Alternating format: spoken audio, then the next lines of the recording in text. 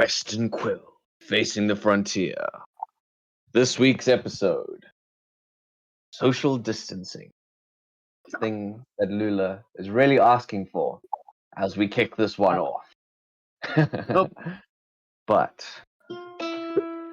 before we get to that one, in the last episode, the group arrived back at the ranch, questioned their new captives before putting them in the base, and digging out through their letters and through their gold to receive a nice prize. If you want to find out what the letters were, I guess you're going to have to watch the last episode on YouTube. But where we left off, the party fighting off an attack from the bandits. And Lula was approached by a very handsome, rugged gentleman. He seemed familiar. He had a face that was like one you guys had seen before. So older, more wary. As he approached you, he got uncomfortably close, for his arm started to grow and warp to a long, disgusting, grim tentacle, a putrid stench leaving his mouth as his entire body seemed to grow in front of you. And that's where I'd like to pick up, as the oldest, harder brother starts to transform into a disgusting, smelly creature that's same thing, oddly recognizable. As his limbs turn to long tentacles, his flesh seems to grow broken and scabbed, and he makes attack against Lula to wrap his long growing limb around. Yeah. I'm going to need from you, please, a dexterity saving throw. And Now, then do you want? Yep. we can go into initiative. But yeah, what are you going to do? Well, dexterity saving throw. Lula is going to, with a trusty shield, fucking knock that thing out of the way and pivot her feet into position. Okay, do it. Yeah, that's it. Have you made your roll? Yep. Oh, sorry, my roll. Read it out loud. 21. 21. You're able to slip out. Where are you moving to? No, Luna's gonna stay there. You're gonna stay there? Okay. Yeah. You're just avoiding that one. Gotcha. Yeah. That's a fair one. Well, with that being said, top of the round, Aslan, it's your turn. Aslan is gonna dash towards the action 90 feet. Mm-hmm. Putting him over here. And that's his turn.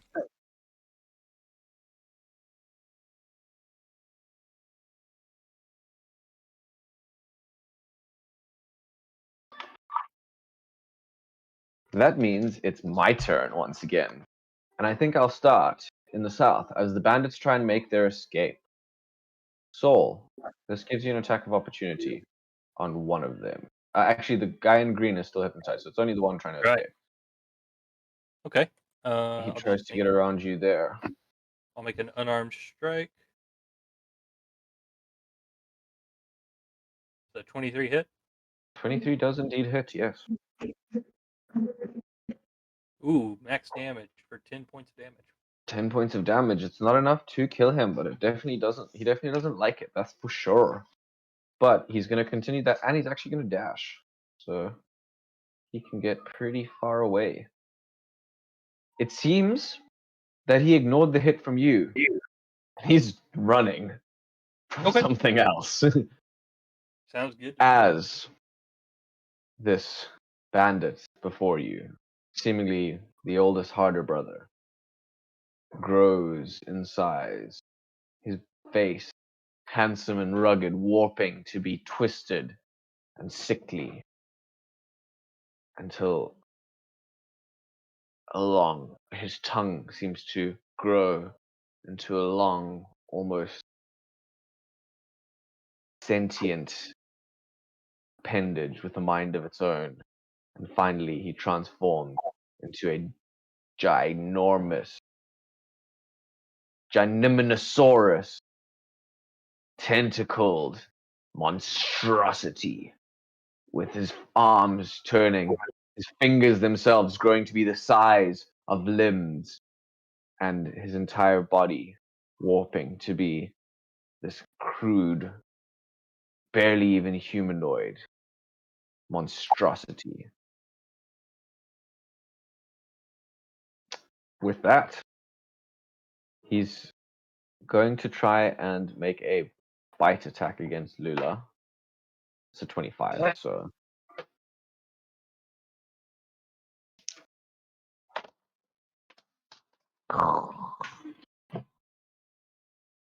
Then count. that's 19. 19 And it's to hit. taking too long already. No, that's 19 damage. All right. And if you are medium or smaller, which I believe you are swallowed. As Lula, Oh, the creature, wraps his tentacles around you and just engulfs you in its giant form. You are now restrained and blinded.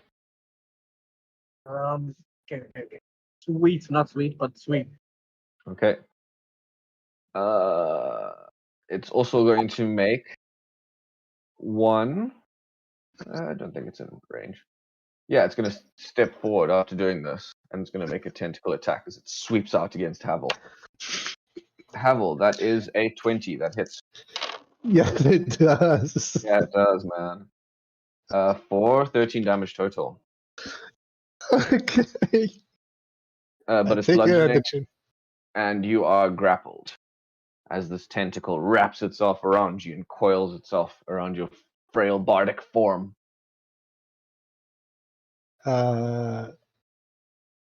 Okay. Okay. That is my turn. I guess I'm up next, right? Havel the I Masterful think is up next with Lula, you being on deck. Okay. All right. Hold on. Japanese tentacle man. Give me a wisdom saving throw. That's a 16. 20? 30, 20.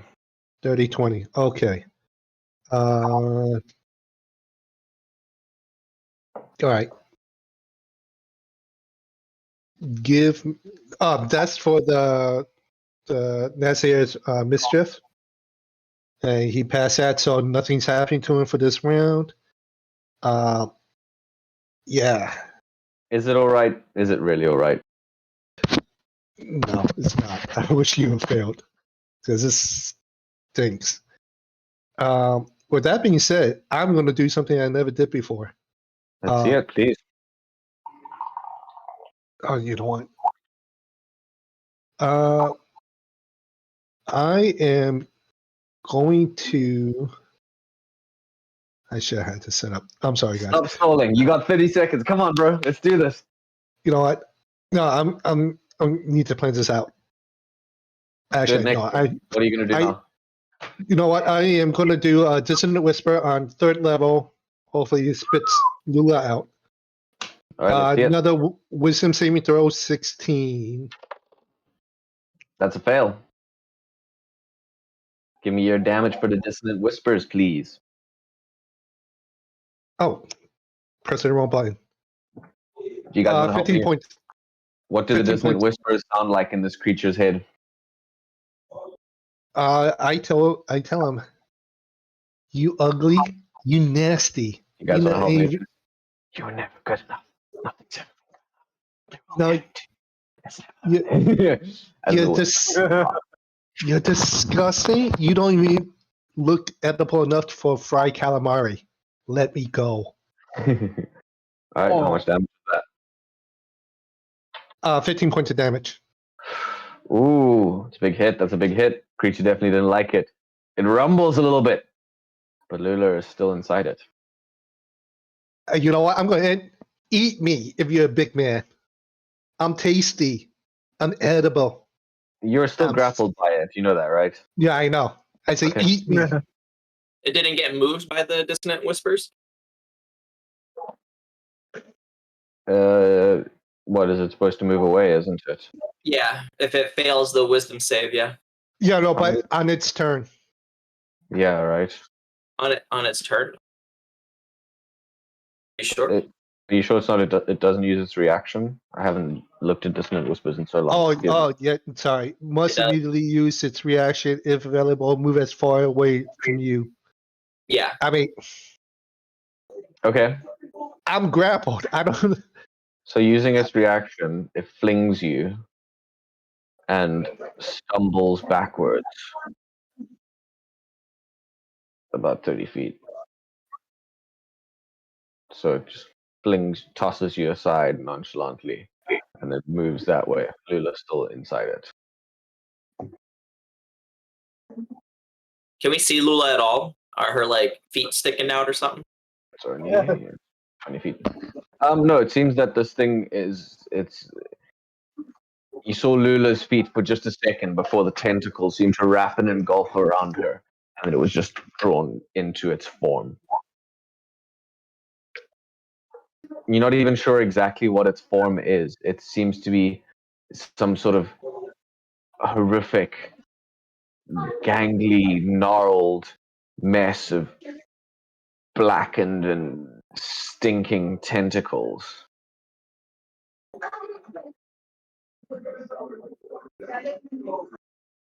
Is that your turn, Havel? I'm sorry. You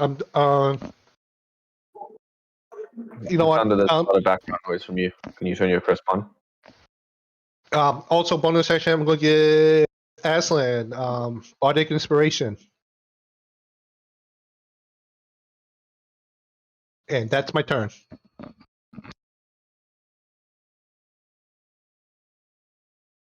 It's Lula Okay. next. Lula, you're up, and then Saul. Sadly, my crisp is on, so I'm just doing push to talk for now. So I am blinded and I'm restrained. That doesn't mean I can't do some damage. So with a mighty yell, if she can scream, she is just going to flail wherever she can, and she rolls a 26 for the first. Sorry, she rolls a 25. So that's a critical for 18 damage for the first hit. Second hit, she rolls a 26, and that's 13 damage. You are blinded and restrained. Did you roll these with disadvantage? And that's 13 damage. I forgot the disadvantage. Anyway, at least I rolled the no. damage. Potential damage. Please. I would say because you're inside it, it's not that you're missing, it's that it's literally engulfing you entirely. It's not that you can't see where to hit, it's that everything's black and it's wrapped around you and you're literally being swallowed. Push to talk, push to talk. 15 and 19. Does that connect? They both connect, so you can continue with that damage, please. Okay, so neither are critical, so that's 9 damage, and then one more is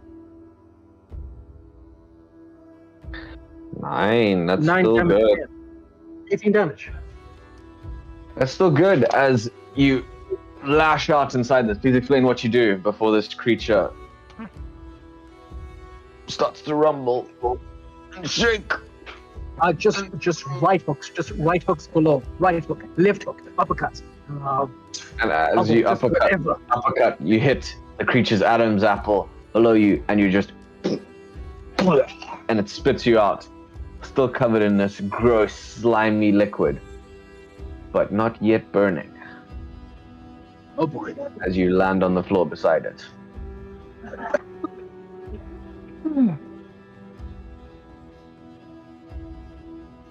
In my That's your turn. Saul, you're up. All right, Saul is going to run 45 feet up he is going to unsling his rifle and take 2 shots at the creature. Does a 12 hit? A 12 does not hit. I'm sorry. And then he misses 2 times, and his turn is over. That's a shame, man. I apologize. I apologize. But that does mean John Morello, you're up. Yay! Hero tough! Let's see that Eldritch Blast. Go, Warlock, go. So yeah, green beams fly out of his eyes, and 1 hits with a 21 for 8 force damage. The second part of the beam hits with a 19 for 11 force damage for a total of 19, and then he goes prone. Good turn. Yeah, That's a good turn. What's the range on Eldritch Blast? 120. Jesus. You're like a sniper Nice. rifle all the way from that tiny house. Oh He's yeah, not like a sniper rifle. He's like a techno laser show, you know. yeah. It's like you're not allowed to own one if you live near an airport, sort of thing. That's right. He is It's all- the enemy weapon. Yeah, you're like a plasma blaster or something from Fallout. Anyway, can we all just take a second to appreciate man for always showing up dressed as John? Whoop whoop. Dedication right there. Aslan, Yeah, you- top of the round. Aslan is gonna Your walk up. inspiration to us all. He's gonna walk up 15 feet, and as he's running towards the creature, you're gonna hear him roar as he rages. And doing this, Nice. he's gonna withdraw the 2 battle axes from his back, and he's gonna run up one of the tentacles, trying to climb on top of the creature. Okay. While doing this, he's gonna slice the tentacle as he runs up the tentacle. Nice. What's your attack? What's your damage? So it's a 21 to hit for 7 damage. Okay. And as he trails a bloody trail along the tentacle, I guess he's gonna. Can he get on top of the creature? I'm going to. It's Gigantomorphous, Gigantomorphous. You can get on top of it. All right. Well, if he manages to climb to his back, he's gonna reckless attack 2 more times, just tear into his back. First one hits for 16. Does that hit? That indeed does hit. Right. So that's 10 damage plus a natural 20 for the other hit. So that's Beautiful. 8 plus 2, 10, 13, 15 damage. We can tally up the total to 15 plus 10 plus 7, 32 damage total. That's a big turn. Nice. And that's it. You guys are putting in work as Aslan goes in there, hacking up the tentacle. It flails, spewing black blood forth. But as it does, the creature turns around and makes a bite attack at Aslan. No, running at it as it tries to engulf it with these long mouth-like tentacles, almost claw-like and teeth-like in their appendage. It's horrific and gangling and gnarling and gnashing its teeth at you guys as it definitely hits you with like a 26. And Aslan, you are engulfed and swallowed by this creature as its horrible, hardened, teeth-like tentacles scratch into your body for 9 bludgeoning 9 slashing damage, which you can half, piercing damage, which you can half. That was so stupid. Sorry, I just got rid of the tab. It's then going to turn around and take a tentacle attack against Lula.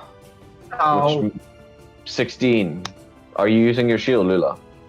I am using my shield, but it doesn't fucking matter because it's 15. It's 15. Yeah, sorry, I read that wrong.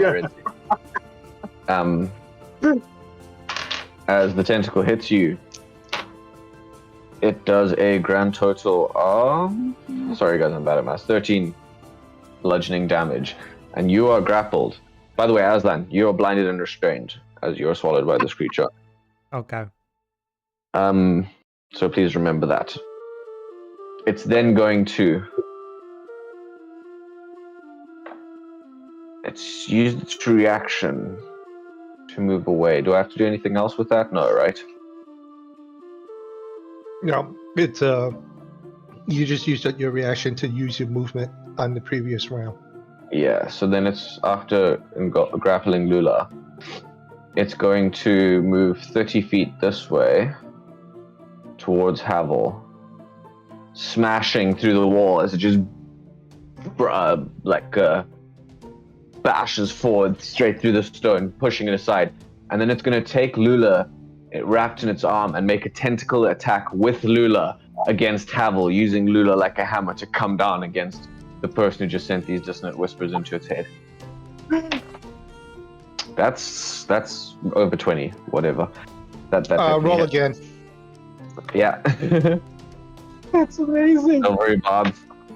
Yep. That's a natural 20. Oh Do I my have god. to take the new result? Yes, you do. And I can't even do it again. No, don't you take the lowest with silvery barbs? No, I think it's. Let me double check. I'm pretty sure it's. Pretty sure it's the lowest. I think it's the lowest as well. Oh yeah, it is the lowest. Yeah, that's how you turn advantage into triple disadvantage. Well, it still hits you. Yes. It's so disappointing. I'm sorry, man. 15 bludgeoning damage using Lula as the bludgeon. Classic. So do we count that as 15 Lula damage? Yeah, 15 Yes. Lula damage. But since it's friendly damage, is it halved? No, it's definitely friendly fire, that's for sure. Okay. All right. Is that the turn? I'm just thinking about it, but yes, I believe it is. Okay. As a free action, I think it's free action.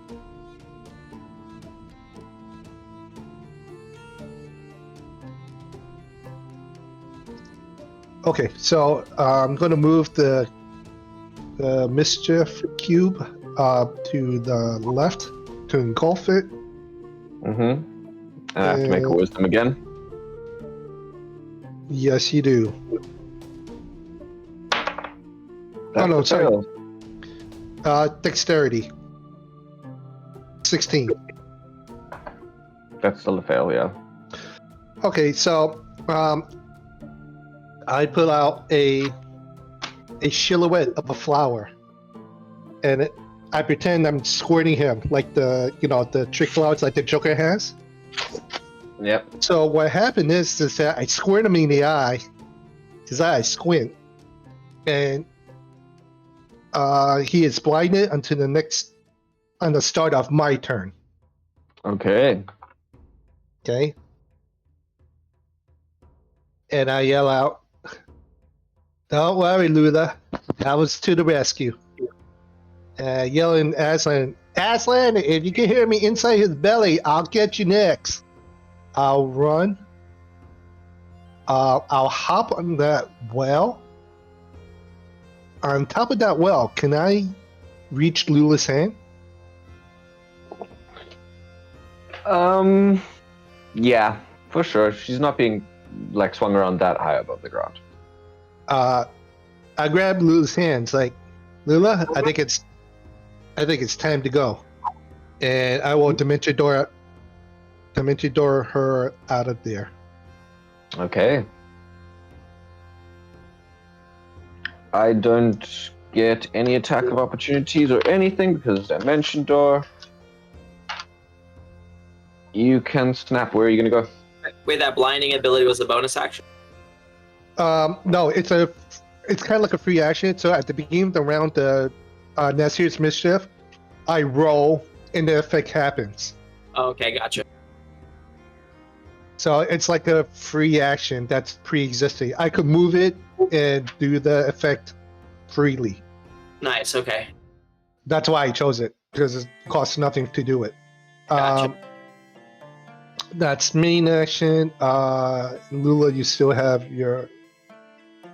Lula, do you use your bardic inspiration from last session? I forgot that you gave me that. In all honesty. Okay. So All right. probably. well, So Anyway, that Lula's turn up next.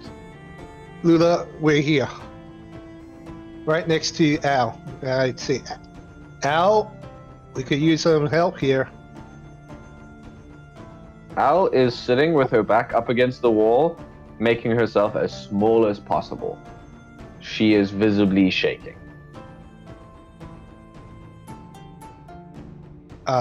That's my turn. Okay. That means Lula, you're up. Soul next. Al has good reasons for hiding away from the monster because Lula is out cold. She's out. Okay. Wait, you're down? Yeah, I doubt that hammer attack knocked me out. I had 11 HP and then 15 damage. So Ah, crap. Okay, yeah. then it's a death saving throw for her this turn. Then What she do I was need to knocked do? out before. I would say you didn't take the full brunt of that damage. Because you were used as the bludgeon. But sorry, I didn't specify. Yeah, it's alright. Don't worry about it. Probably be fair for you to take half of it, though. Because to be fair, I didn't even think about it, really. It was making the tentacle attack against Havel. Because it is a bit OP if it can use that to hit both of you. So yeah, you probably wouldn't be unconscious, but you're hurt. Lula's nose is all bloodied. So half of 11 is half of 15. 7. 7. Always round down. Okay, all right. So you're on the brink of consciousness. Possibly would have gone unconscious in the next turn if Havel hadn't dimension doored you out of there. Your consciousness faded for a second. Everything got bigger and smaller in front of your eyes. But you're up and you're alive. You're still breathing. What are you doing?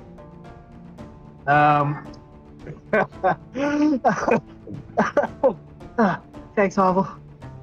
Lula's going to take use her action to use her healing kit on herself.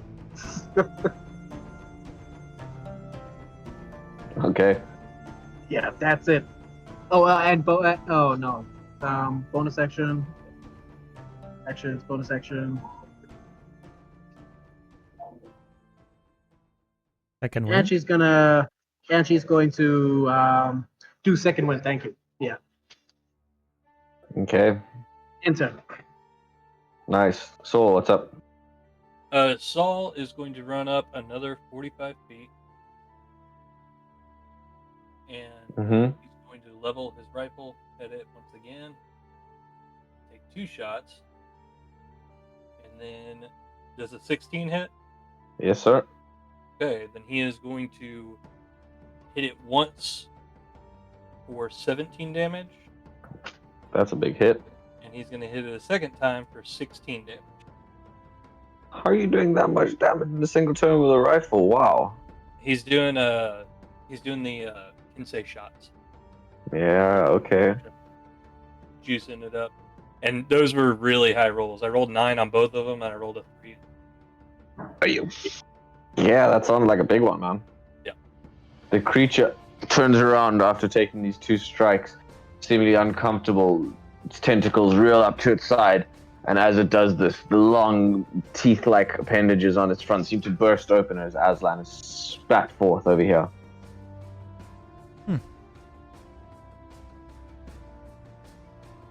Alright.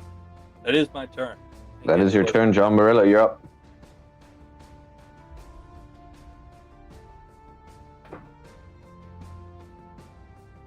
John's gonna stand up, using half his movement, and then he's gonna beam the creature again with his eye beam. Mm-hmm. And how does the laser show do this time? So first roll's a nat 1.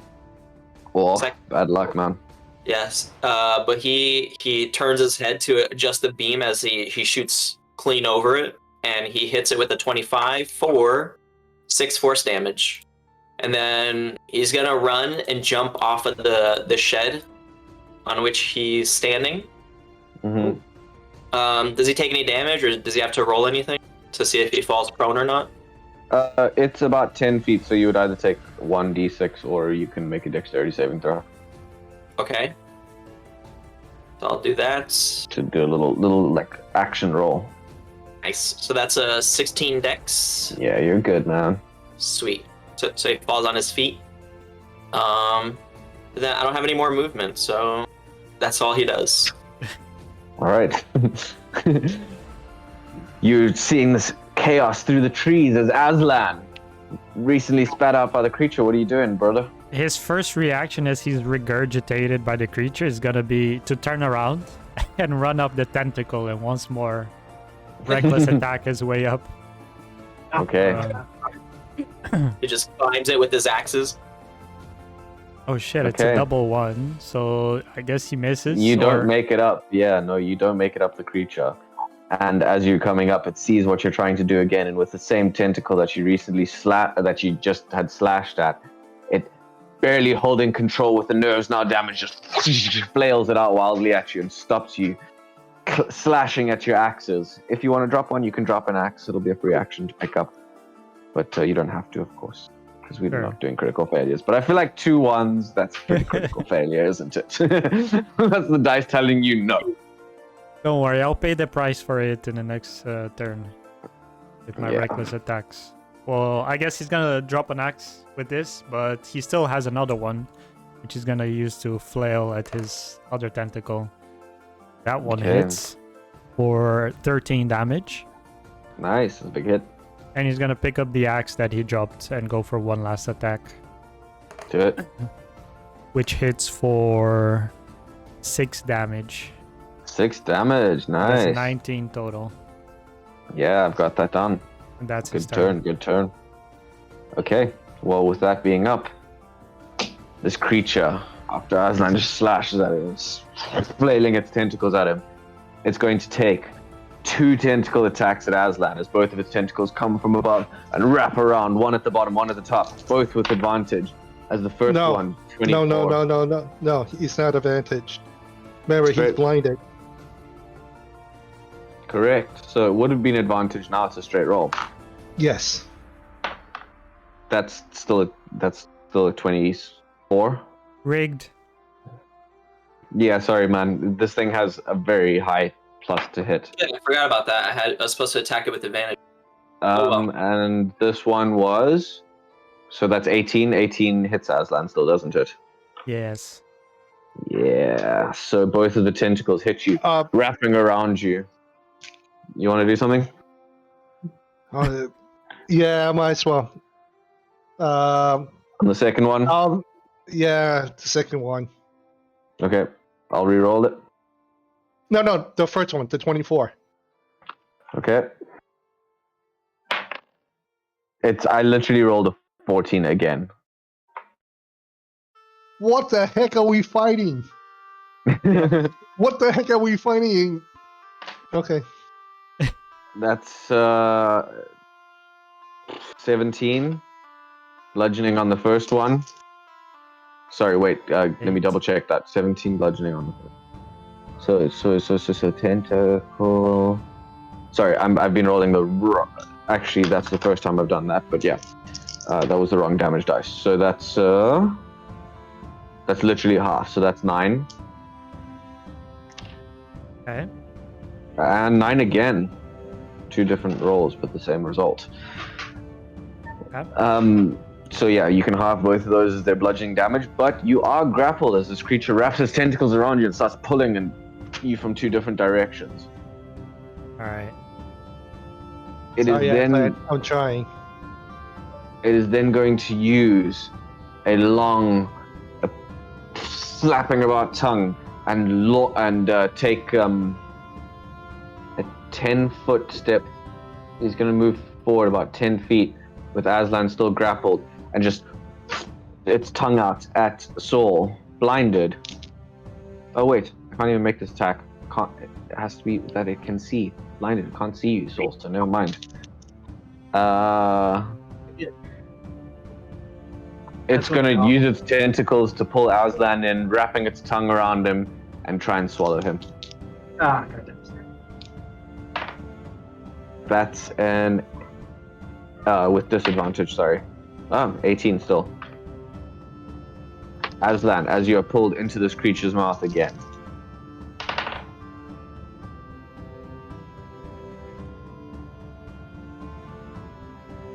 That's a big hit. That's 26, so you can halve that to 13. As you are swallowed, blinded, and restrained once again. Okay. That's my turn. Havel, you're up. Lula next. Oh man. I'm sorry, Aslan. I'm trying. Right. Jesus. Okay. I gotta go with what's working.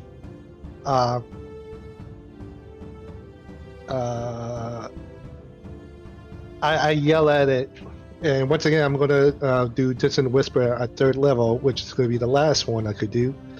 And I yell at it, and it's like, "Hey, Squid Boy, don't you know the ASPCA and the Food and Drug Administration? They say that if you eat the kitty one too many times, it's no good for your belly. You're gonna get sick. Sick, I tell you. Better spit them out now." It fails. There are rules and regulations on the things you're allowed to eat. The government will come and get you. The bureaucracy is keeping it all around us. There is no more freedom left in the West. As this creature just shakes. How much damage does it take? 18. 18. That's a big hit. Damn. Yeah.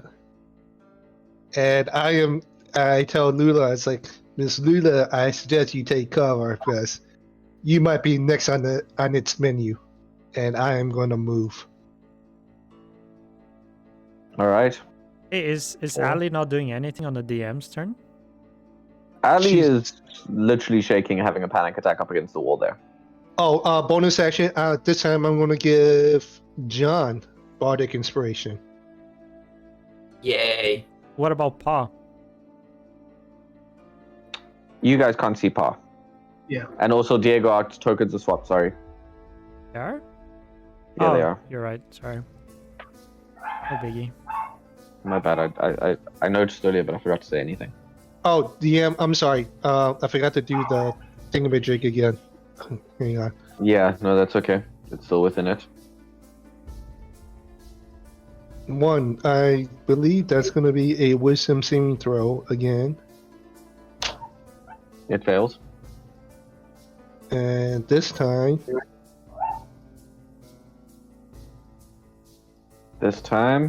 tell me what you want, what you really, really want. I'll tell you what I want, what I really, really. Tell me, come on. I take out a bottle of a little vial. I mean, a teeny tiny vial, and I chuck at it. And it breaks on its nose, and it smells like sweet humble apple pie. And it is charmed by me until the start of my next turn. And I say, "Nice, Squid Boy. You want to spit out little kitty. Kitty no good for you. Kitty bad for you. Let him out. Let kitty breathe. Okay. Soft kitty, turn. warm kitty." Fighting it, doesn't it roll with advantage? If you're trying to charm it, usually. No, that's from the other spell effect. Gotcha. Yeah, now I'm officially done. Sorry, Lula. Alright, well, Lula has no idea what's happened with the vial, and she's gonna respond to Havel's suggestion by saying, "It's got Aslan! I gotta make him throw up the hairball!" And she's gonna go here. Check the gate by bursting through it. And then she's gonna attack the tentacle boy. 2 attacks. Okay.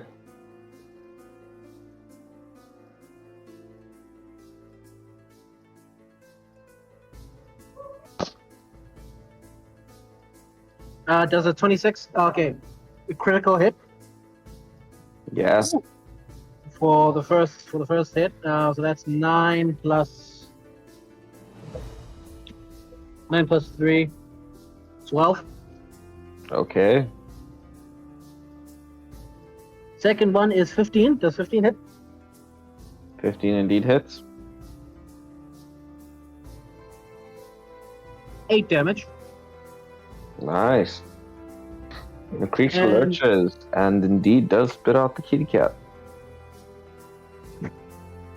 Sweet. Well, it's not gonna. Does Shield Master Shove inflict damage? No, I don't think it does. Bonus action, bonus action, bonus action. End turn. Okay. Does a 14 hit? 14 is indeed the AC. Okay, excellent. So Saul is going to inhale and level his rifle at this thing, and he's going to shoot it once for 11 points of damage. Okay. And then the second shot is going to go through one of its many eyes and critical hit for 33 points of damage. Ooh, Jesus Christos, that's a big turn. Yep. And that's nice. and I think he's gonna move back about 20 feet. If somebody can move me. The creature has this black bile spurting forth from its horrid body. It seems to be shaking and wretched. Is that your turn? John Morello, you're up. Right. Let's see. Let's Eldritch Blast. No offense. Yeah, it's all good. It's not blinded anymore, is it? It's not. Havel's turn has indeed ended. Okay. Ooh, I hit it with a 15 for 10 force. Second part of the beam with a 25 for another 11 force. So 21 force total. The first beam strikes through it and the creature stumbles, dropping a single limb, falling nearly onto Aslan as the second part of the beam strikes it and starts to perish, sizzling from the eldritch energy bursting and pulsing through it. Would you like to describe it on top of that? No, that sounds. Yeah, he shoots it and severs a limb, and it fails in struggle. And as its whatever color blood it has just pumps out of it before it crumbles. The black bile bursts forth from its wretched body, and Aslan is just chucked forth as this creature crumbles, falling to the ground, defeated. Woo! All right. So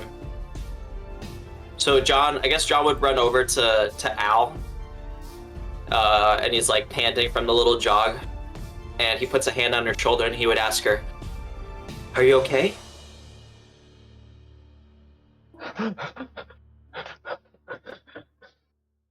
Is it God?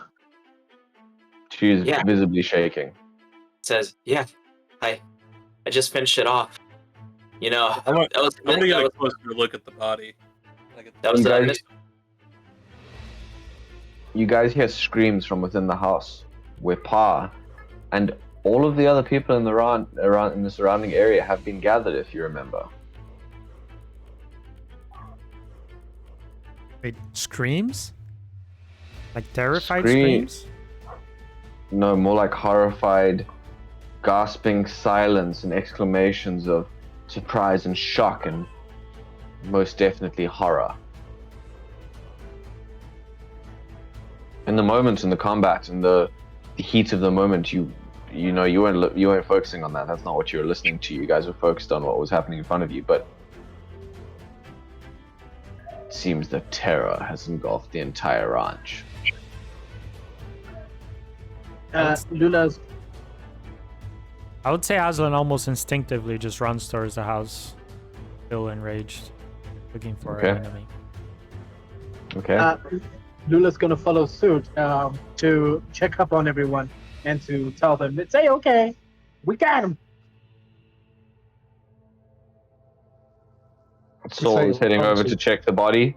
Yeah, I want to make sure You can give me a medicine check if you'd like to. And if I could glean anything from the body, just any sort of hints. As you approach closer towards it, what you definitely glean is that it's shrinking down and melting before your very eyes. Okay. John, as you speak, 17 on the medicine check. as you're speaking to Ali, she doesn't even register what you say. She's in disbelief as you say you finished it off. She slams her body back against the thing and she's grasped onto the ground and she's just literally just shaking. It seems that this, whatever it is, has broken a small part of her psyche. And you get the feeling that this isn't the first time that she's seen something so she's seen this horror. He tries to reassure her with a smile. He says, that was a missed opportunity. Could have fought alongside heroes. But maybe next time you'll find the courage within you to do the right thing. As he gives her a pat on the shoulder. She, flinches away from your touch. Of course, please excuse me. I must see to the others. And he goes and runs to the house where Pa is. As Aslan and the others run towards the house, they notice that everybody is crouched and gangled and piled on top of each other, looking out the windows, looking out the crack in the door, trying to see what the hell is going on. Pa had led Old Man Hare as well as some of the men and the crowfolk friend of Lula's to pile all the furniture in the house up against the wall. The crowfolk, as you guys are entering and running towards it, you see him running out the other side, flying towards the woods. And by flying, I don't mean with his wings. I mean running as fast as he can towards the tree line. It seems that in the house, everybody had been watching the commotion as it went on. And with the chaos came a hefty amount of panic. You can see weapons half loaded. You can see the door half barricaded. You can see Pa with 2 casks of oil and the flint and steel. There was preparation being made for the worst, seeing what just went down. There. It's over, everyone. It's over. It's done. We won.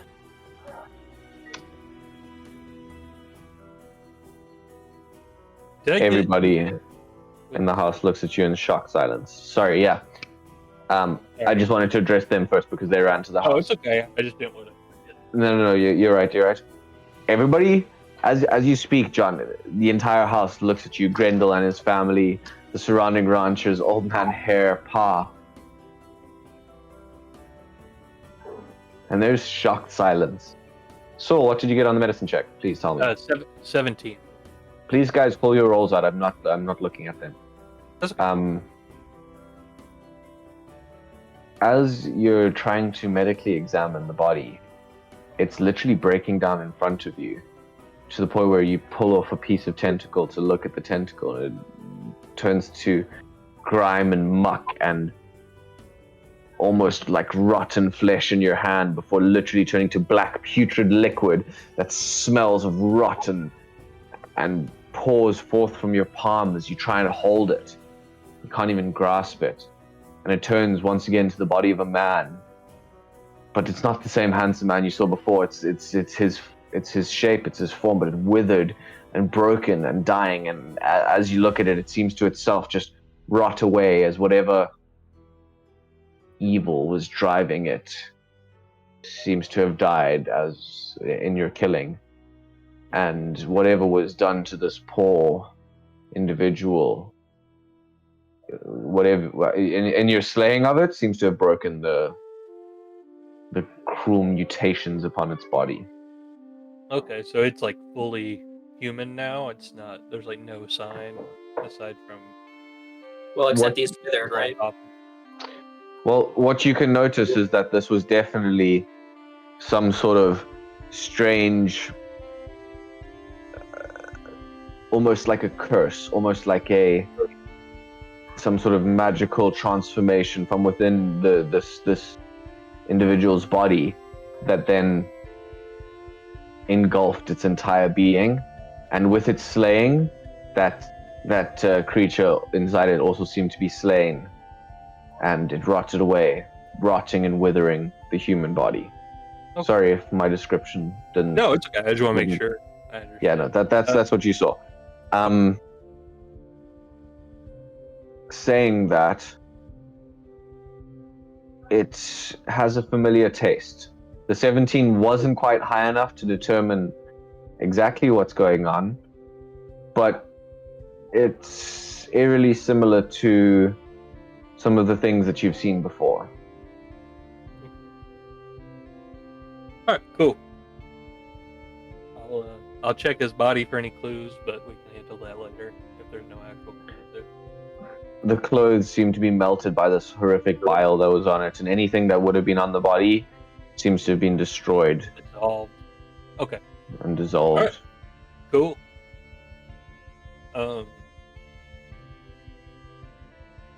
I guess my last question would be: does he look?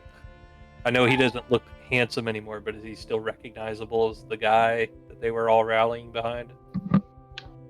As you're further examining, I'll switch over to them in just a second, as fine. you're going to be here for at least a couple seconds after I switch over to them.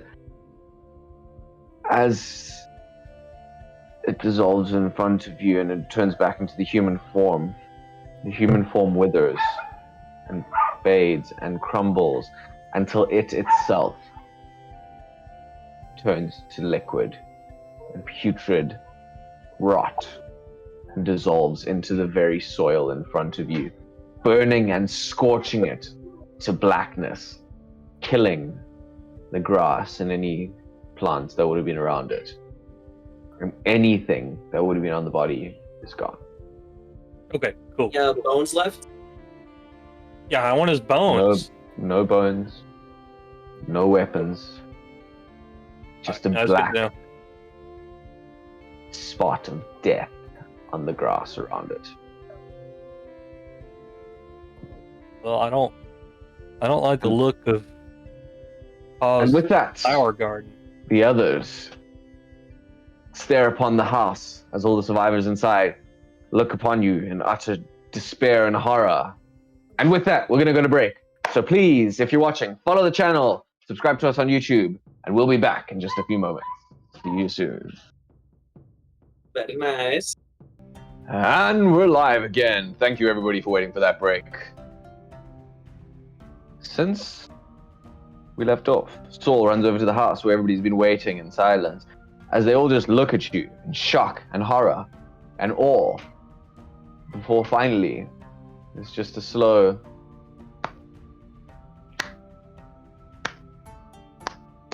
Paul looks as behind. everybody, the like couple dozen ranchers just break out and start cheering for you, and then Pa runs up and just wraps his arms around Lula and breaks down into tears, holding her tight. And you know, there's just like this moment of everybody, of appreciation, of this burst out of emotions, as everybody cheers and runs up and down, and they run to the black spot, and they see the black spot, and there's moments of horror before Pa and some of the other ranchers turn around and just start embracing you again.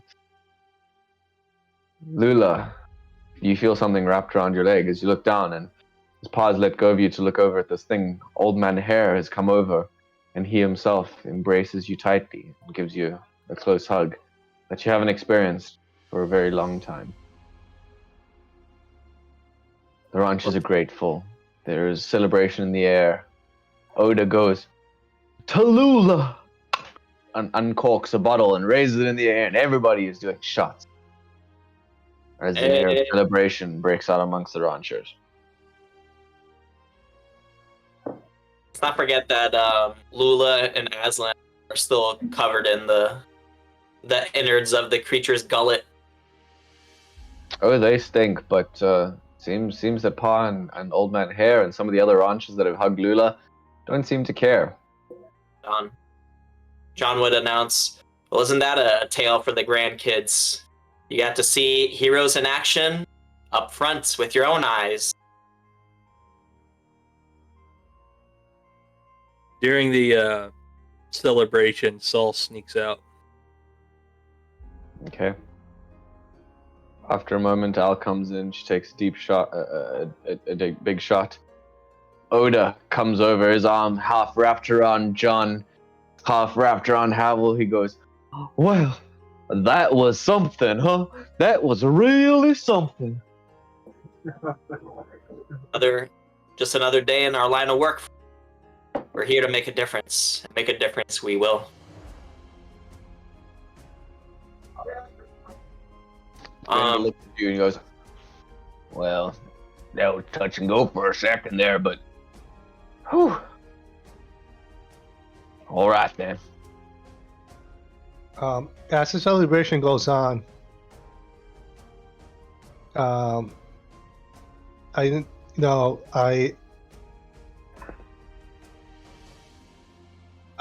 check up on Lula and ask Lula, how are you feeling, girl? I'm feeling great. Yeah, you look okay. You probably feel great, but you smell like shit. I suggest you clean up. Yeah. God damn it, birthday celebrations. Yeah. We're gonna take that background celebration as the celebration we're having inside the house right now. With that being said, I scan the room. I take it I see Saul walking out, and I slowly, while no one's looking, I'll walk out and try to follow him. Okay. Next stealth check, I guess. I already rolled it to 13. I rolled a 3. My passive would have saw him walking out. No, it's somebody. He's not trying that hard. It's just kind of slipping out during the celebration. Stay with me. Okay. And I rolled a 17. Hey, there we go. Well, your passive does not know. Saul is going to track down the body of the person that he killed. Bandit? Sure. It's dragging him over to like one of the grave site that we have. We have a bandit graveyard. Sure. Well, I guess we burned him, didn't we? He's probably going to bury this one. Okay. Sorry, quick question. Diego, did you start and restart the stream? I did. Okay, cool. Good to know. Just remind me about that later so I can download it and do it, please. You drag the body over. You don't notice anything. Havel, what are you doing? I'm actually going to just shadow him. I want to see what he does. What are you doing? He's grabbed a shovel out of the shed and started digging. And for a while, I'm just going to let him shovel until I think he's like tired. Because, one man shoveling a grave is a lot of hard work. Mm-hmm. Sure. So I'm just going to let him shovel, bury, then pile it back on. And when he's done with that particular grave, we'll see what happens. Okay. Well, he shovels and he's done. The rest of you guys, the party is continuing on inside. If anybody wants to do anything particular, we'll get to it in just a second. But let's see what these two are up to. He completes the grave. Saul, are you you finished digging the grave? What are you doing? Yeah. I come out, it's like doing some last minute work, Mrs. Saul. So. Yeah, you look parched. Would you like a swig? And nah, I'm all right. Thank you. You did a lot of hard work. You made me sweat. I take a swig. And it's like, you sure you don't want one? Yeah, I'm sure. One moment. He's gonna speak like a celestial prayer real quickly, kind of like your Mhm. typical like reading rites, basically. Yeah. And kind of do like a holy whatever, and then turn away from the grave.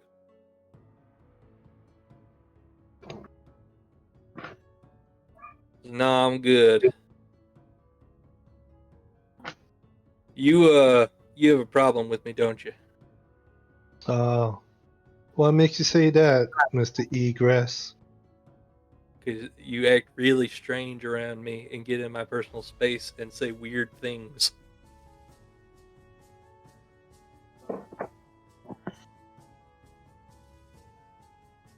I'll tell you something, Mr. Egress. I don't like you very much. Despite of what anybody thinks here, you're a nasty, horrible fucking man. These people deserve to be in his grave, Diego tokens. and you deserve to be in this grave as well. Diego tokens. I got it. Well, I suppose you should have taken your shot while it's still dug up.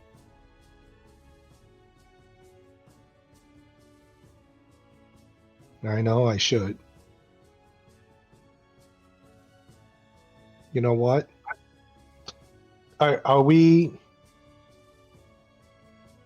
Are we rest? We haven't rested, right? We just kept on going. And that's same time. It's within the same time frame that I haven't gotten back to those guys. So it's been maybe 30 minutes for Saul to do the work of digging this grave. He may or may not have a practiced hand at it. I am going to cast. Saul, you see the beginning of the casting of a spell. Okay, I'm gonna roll initiative. Holy. Saw that coming.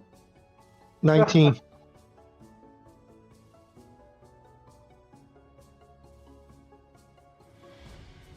Saul, what's your initiative? 17. I'm afraid the spell gets cast before you can do whatever you want to do. That's okay. As Havel starts... What are you doing, Havel? Come on. Give us a description of the spell being cast now. You know what? I'm going to cast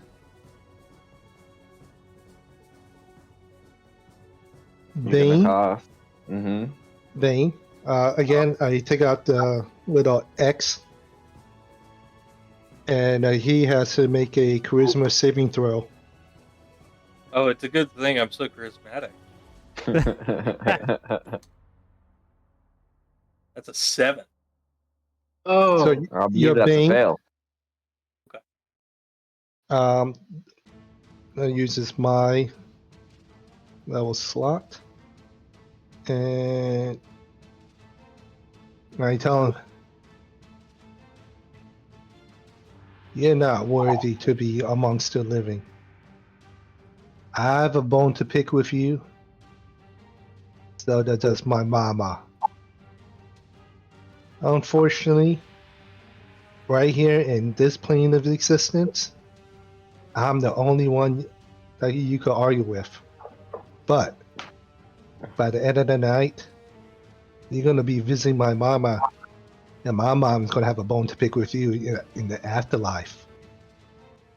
That ends my turn. It's gonna be your next turn. Okay. Um. What? Shit.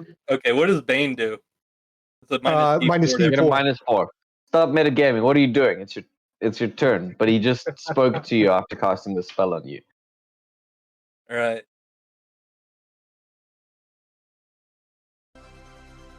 All right, come on. He's gonna.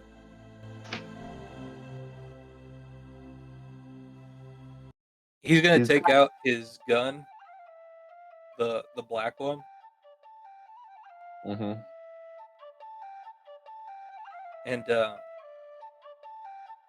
he says, "I don't know what I did to you, but I'm sure that I deserve whatever I have coming. There's some things you can't make." And I'm sorry. I'm gonna Speak hand to your him. mic. Speak to your mic. It's such a dramatic moment. Speak to your mic. You're right. I'm sorry. I said I'm sure whatever it is I've done to you, even though I don't know what it is, I'm sure I have it coming. And I'm gonna hand him the gun. I take the gun. I haphazardly, because I've never held a gun before, so I'm haphazardly fiddling, trying to get all the. No, he's well. Don't do that. It's loaded. You should not do that. I'm trying to like ejecting all the cartridges out, and I'm like, 17 years ago, out in the Delta, in the farmlands, the one with the chicken coop. I'm pretty sure the other farms has chicken coops, but this one had my chicken coop. God. You went in, a single mom, you and one other red ravens. You dirty bastard, you killed my mama, and you burned her alive. It's possible. You remember I've hurt that? A lot of people. You don't remember? I don't remember.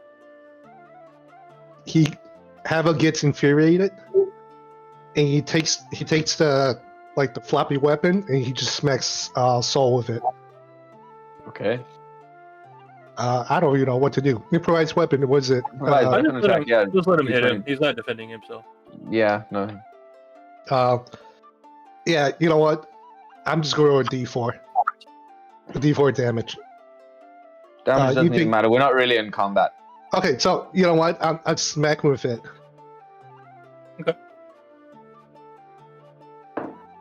Strike Soul across the face. Gash. Do you remember your mama? Tell me, is your mama still alive? No, Do you still have family? Do I you? have no family. Bullshit. You got Lula. You have this family. You got John. You have Lula. You have Aslan. Don't tell me you have no family. And he's whacks him again. You have something to live for. I don't. I had nothing. All I got is this bracelet. This is the only thing I have of my mother. And you. I don't even remember her voice anymore. It's drowned out by my anger of killing you and that other bastard. Well, I'm sorry. I don't remember. He takes the remember button and Go. hits him in the forehead. He stumbles back just a little bit. He's been taking it pretty good so far. Stumbles back, and he touches his forehead, looks at the blood on his fingers, and says, "Do you remember who the man was who was with me? I don't know. Why don't you tell me? It could have been any number of people." All I remember was some blood-curdling screams. You walked out. Now, you might not have done the killing blow. You might not the one that set the torch, but you went there. You're just as guilty as the man that made my mama scream. You really believe that? It's all I have. Have you talked So- to the others about this? What does the others have to do with it? You're associated with them. You know them. They don't. I don't believe any one of those three has anything to do with the Red Ravens. You did. I'm gonna You take tell me. You my tell me. journal out of my pocket Mhm. and hand it over. Okay. Soul There's a hands list over of this. names in this. I've already gotten started. He takes it skeptically. He's like, started what, Saul? Killing the Red Ribbon.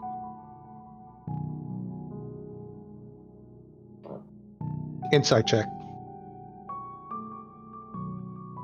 Please roll and roll your persuasion and or deception as you see fit.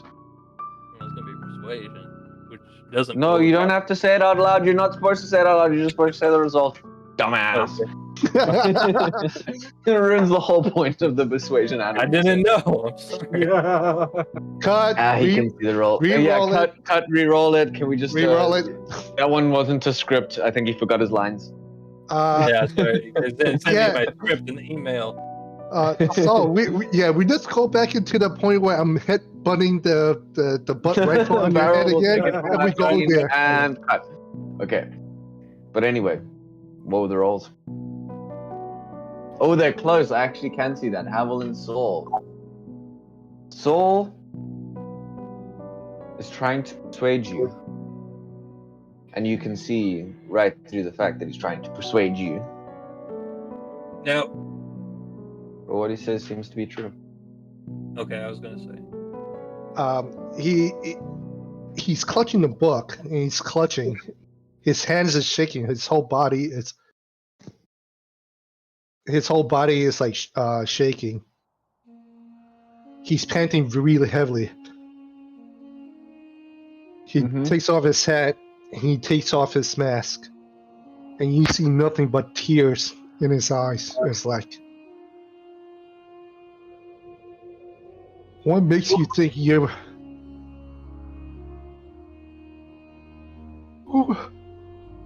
Why? You tell me why you think you. He's doing nothing but spitting out gibberish. He's conflicted. 1 minute he wants to kill you, and 1 minute he doesn't want to. Would you like to tell us also what you look like without the mask on? That only Saul can see, so the rest of the three of you Yeah, don't know this yet. Everybody else block your ears. Every block your ears. But this is for me and Saul and Havel. For our audience. Everybody walk away from the PCs.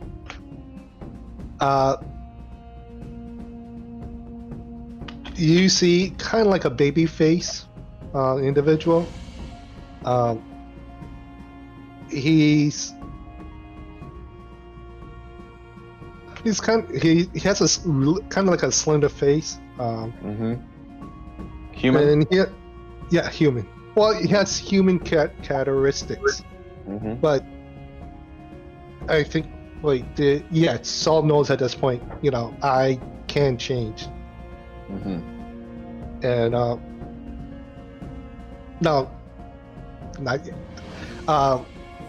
But he is really conflicted, and tears are like really coming down like waterfalls, and he's clenching his teeth. You guys can unmute. You can unmute Lula. Yeah. Good job. Thank you, gentlemen. Thank you, gentlemen. Very polite. So did the mask fall off? I took it off. I'm starting taking anything off. I loosen my collar. I'm sweating. The mask has probably been thrown on the ground. It's probably been discarded at this point, right? Yeah. Yeah. Well, he's kind of blubbering away. Saul's gonna stoop down and pick up the mask and kind of gently hand it back to him.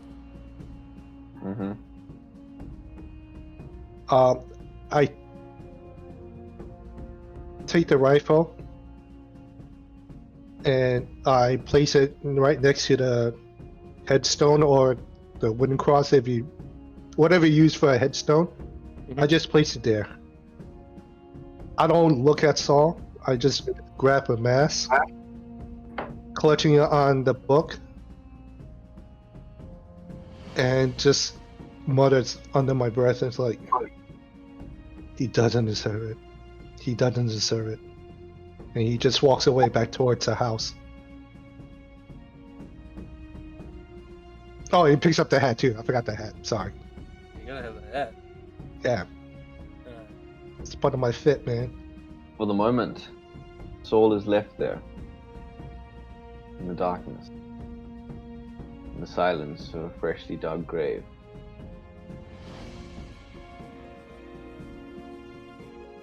He's gonna stay out there. Yeah.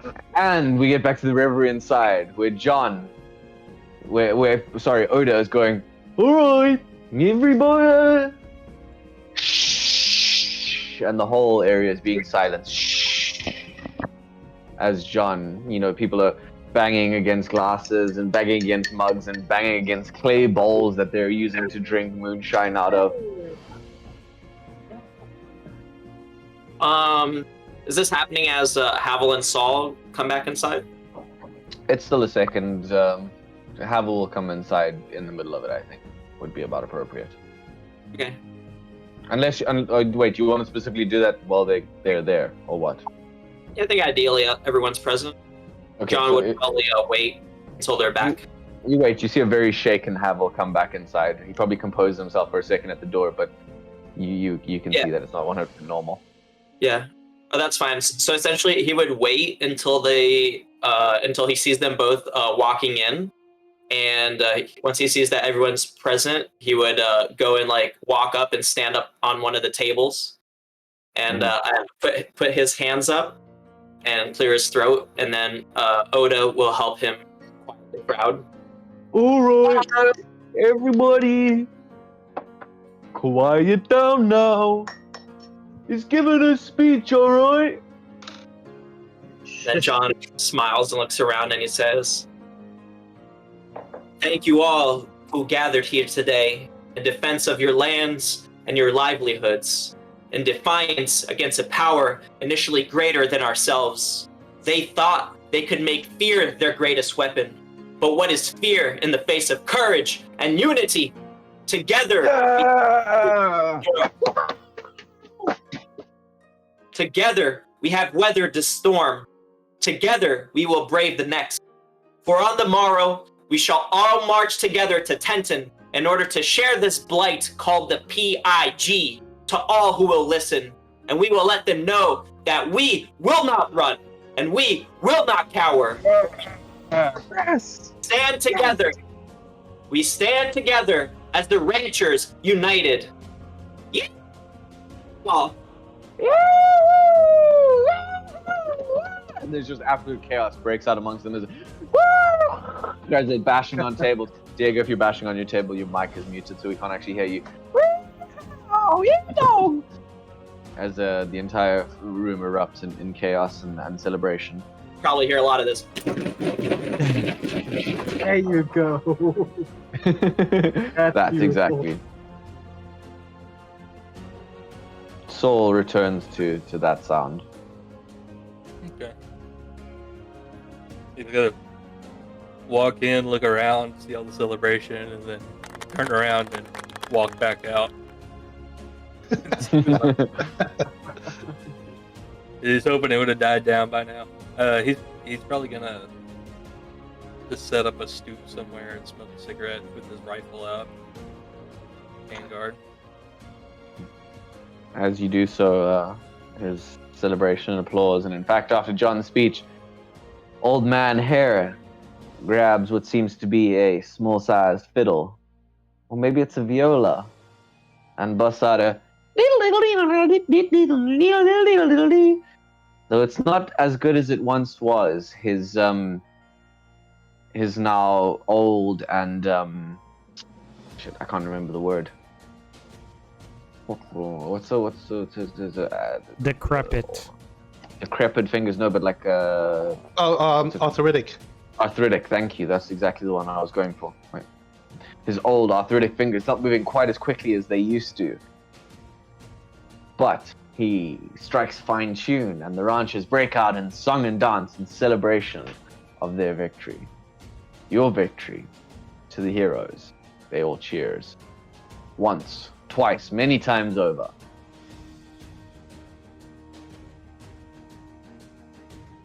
John, drinking straight from the bottle. And there are As multiple bottles. And it seems that horses are sent off to go and get more bottles. And it seems that Maribel and the folks from town seem to come in and join as well. Everybody who wasn't there already returns to the party. And it turns into a right cracker as everybody breaks out into haphazard line dancing as the tables are shoved into the corners of the walls, and the ranch is truly embraced in a night of carefree fun that seems to be the relief after a long night and a long week, long days and months of stress and hardship for them. DM, that's one thing I want to say. As Saul comes in, and he said, "You're going back out," and you see in the front of the soup, and we're going to have like a wide picture. Mm-hmm. Havel stays a little bit, but goes down to the opposite side of the house. As Saul is sitting on one side of the house, Havel is sitting the opposite sides. So there's the imagery of Saul looking and Havel looking away from each other. Yeah, sounds like good fan art. If anyone wants Yeah. to draw that. We should draw that. Yeah, Yeah. for sure. That sounds good. If nobody wants to do anything else, you all party the evening away until one by one you pass out and fall asleep with Pa standing a vigil, though slightly intoxicated, drunken guard at the door. John, what do you want to do? At a certain point, I think John would notice that Saul is missing. He would like to go looking for him. Okay. Yeah, he's not hard to find. He's got his lantern set up next to him and kind of Peering out sitting into in the a chair darkness. with his foot up on a fence. So John would come over and sit next to him, and he would look over to him and say, putting a hand over his shoulder, and it says, "Got some real good shooting today, Saul, as always."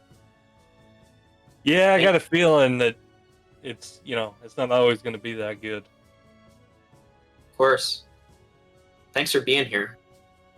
Thanks for fighting alongside us and fighting alongside me. I know we've had a rough road, but at this point, I feel like we're almost brothers. Well, sure. I appreciate that. Thank you. I kind of pictured you as more like a bastard son or a redheaded stepchild, maybe, but brothers is good. Of course. After all we've been through, could it be any less? But being that I feel like we know each other pretty well at this point, I couldn't help but notice you and Havel, you stepped out together earlier while we were all enjoying ourselves. And when you guys came back, you seemed kind of upset. Is everything all right? Well, no, we didn't really leave together. It was more I left, and then he snuck out after me, and then I think he tried to kill me. Try to kill you. Yeah. He would remove his glasses at this point. His own way. And you would see that his eyes have a soft green glow to them, even though he's not using his powers. What do you mean? He tried to kill you.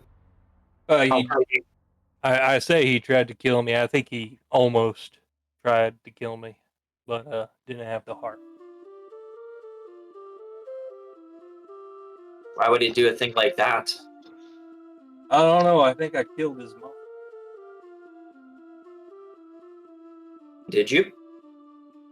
Oh, maybe. I can't hear you, man. You gotta speak into your mic. I Yeah, did man. speak into my mic.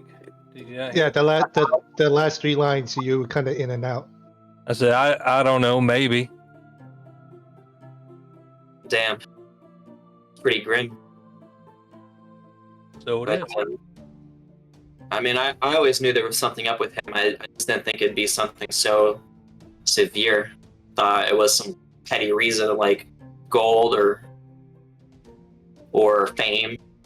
But seems he had a darker reason still. So, what do you want to do? I figure he'll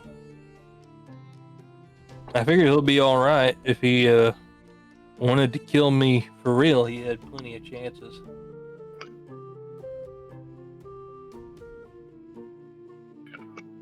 Okay, but I don't think this is something that we should leave to chance or leave to his whims. Clearly, he's a troubled person. I think we should maybe talk about this, the group, together with Havel present, and see if he can explain himself and see if we can move forward from it. I mean, we've already done moved forward from it. I don't know why you want to make a big thing out of it. It's already uncomfortable. Because it seems like something. It seems like something that ought to be hashed out. And I don't know. You said that you think he didn't have the heart for it anymore. Or I just want to make sure that we're all on the same page and that we're actually united in our goals here, and that he's just not sticking around until he can find the courage to shoot you in the back. I guess so. I mean, I don't know. I feel like we go at him as a group. I feel like we're cornering him. Feel like we're what? Cornering him. Well, I mean, he kind of brought that on himself, right? He joined us under false pretenses. Was But, it? I wasn't even there when he joined up. Yeah, no, he made it seem like he was interested in us for other reasons. That he wanted to tell our stories and that we were heroes, but honestly, I never bought it. He was more or less hostile the whole time. Though he's gotten a little bit better at it. Hopefully he can actually join us for real. But I think that'll be impossible if we leave these questions unanswered. I just want to make certain that we can trust him and that he can trust us. But listen, we don't have to decide this tonight. How about we sleep on it, and we'll do our thing tomorrow in Tenton. And then maybe afterwards, during dinner, we can all go have a smoke together or something. Sure. We can talk with him. Yeah, give him some time, I think he's having a rough night. Yeah. We all had. So, I'll leave you to it, Saul. It's good talking to you. I haven't had a chance. How's Lula? She's pretty beat up, but she's a tough gal. She'll bounce right back. Well, give her this for me, and I'll give him her alchemy kit. Her herbalism kit? Her, was her, it? herbalism kit that I confiscated like Oh yeah. 2 He seconds ago. he smiles to him and he accepts it with the bow of his head. Thank you, Saul. I think she's ready for it. I hope so. Everything will be okay. He gives him a pat on the back and then he hops off the fence and he goes to rejoin the party. And then once he walks inside, he walks up to Lula and he says, "Look what I was able to get for you." And then he presents to her the herbalism kit. Oh my goodness, by Paylor. I never thought I'd see it in my lifetime. What did you do? Did you manage to bribe Saul? It wasn't needed. He was I think we both agree that you're ready for it again. and that you'll properly test your medicines before we apply it to real injuries, right? Oh, for sure. Yes, finally. Saul shifts uncomfortably as a cold breeze blows. And then that's it.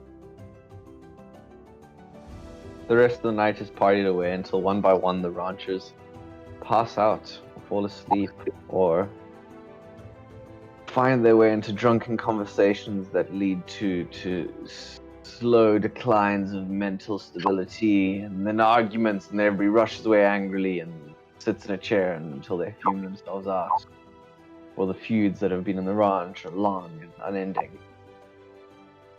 Oh, But for the first time, there seems to be peace amongst all of the ranchers, even if it is a drunken peace united by shared enemies and shared victory. Sorry, what were you gonna say, bro? I'm so sorry. I don't want to make this long or anything, but John would also want to spend some time trying to butter up Allie and try and, reassure her and persuade her to stick around and find a home for her and her wards here at the ranch. By the time you would have gotten around,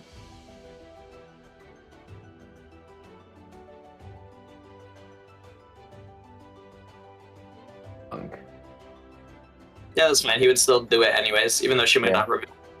she, for a second, stares at you with big, watery eyes and says, "Yeah, I think they'll be safe here.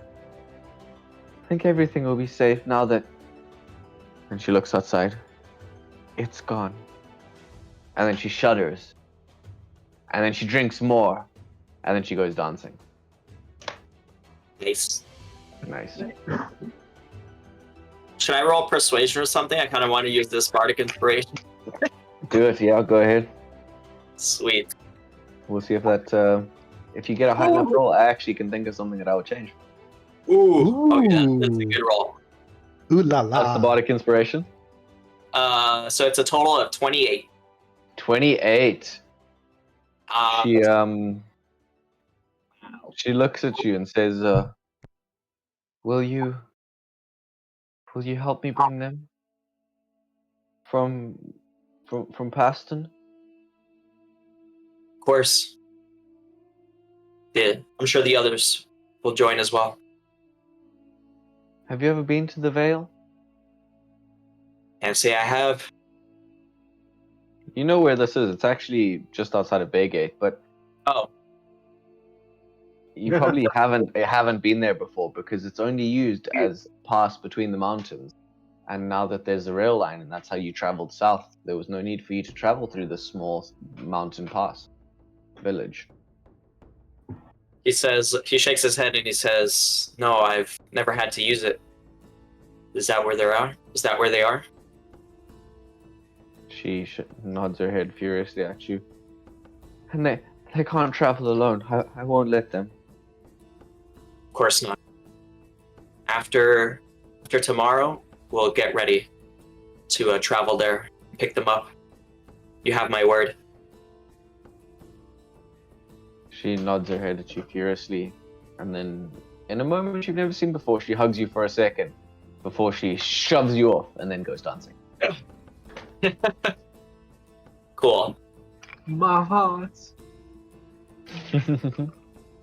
Yeah, and then that's it. The rest of the ranchers dance and party the night away, celebrating your victory until they've all passed out in happiness or anger or sheer exhaustion.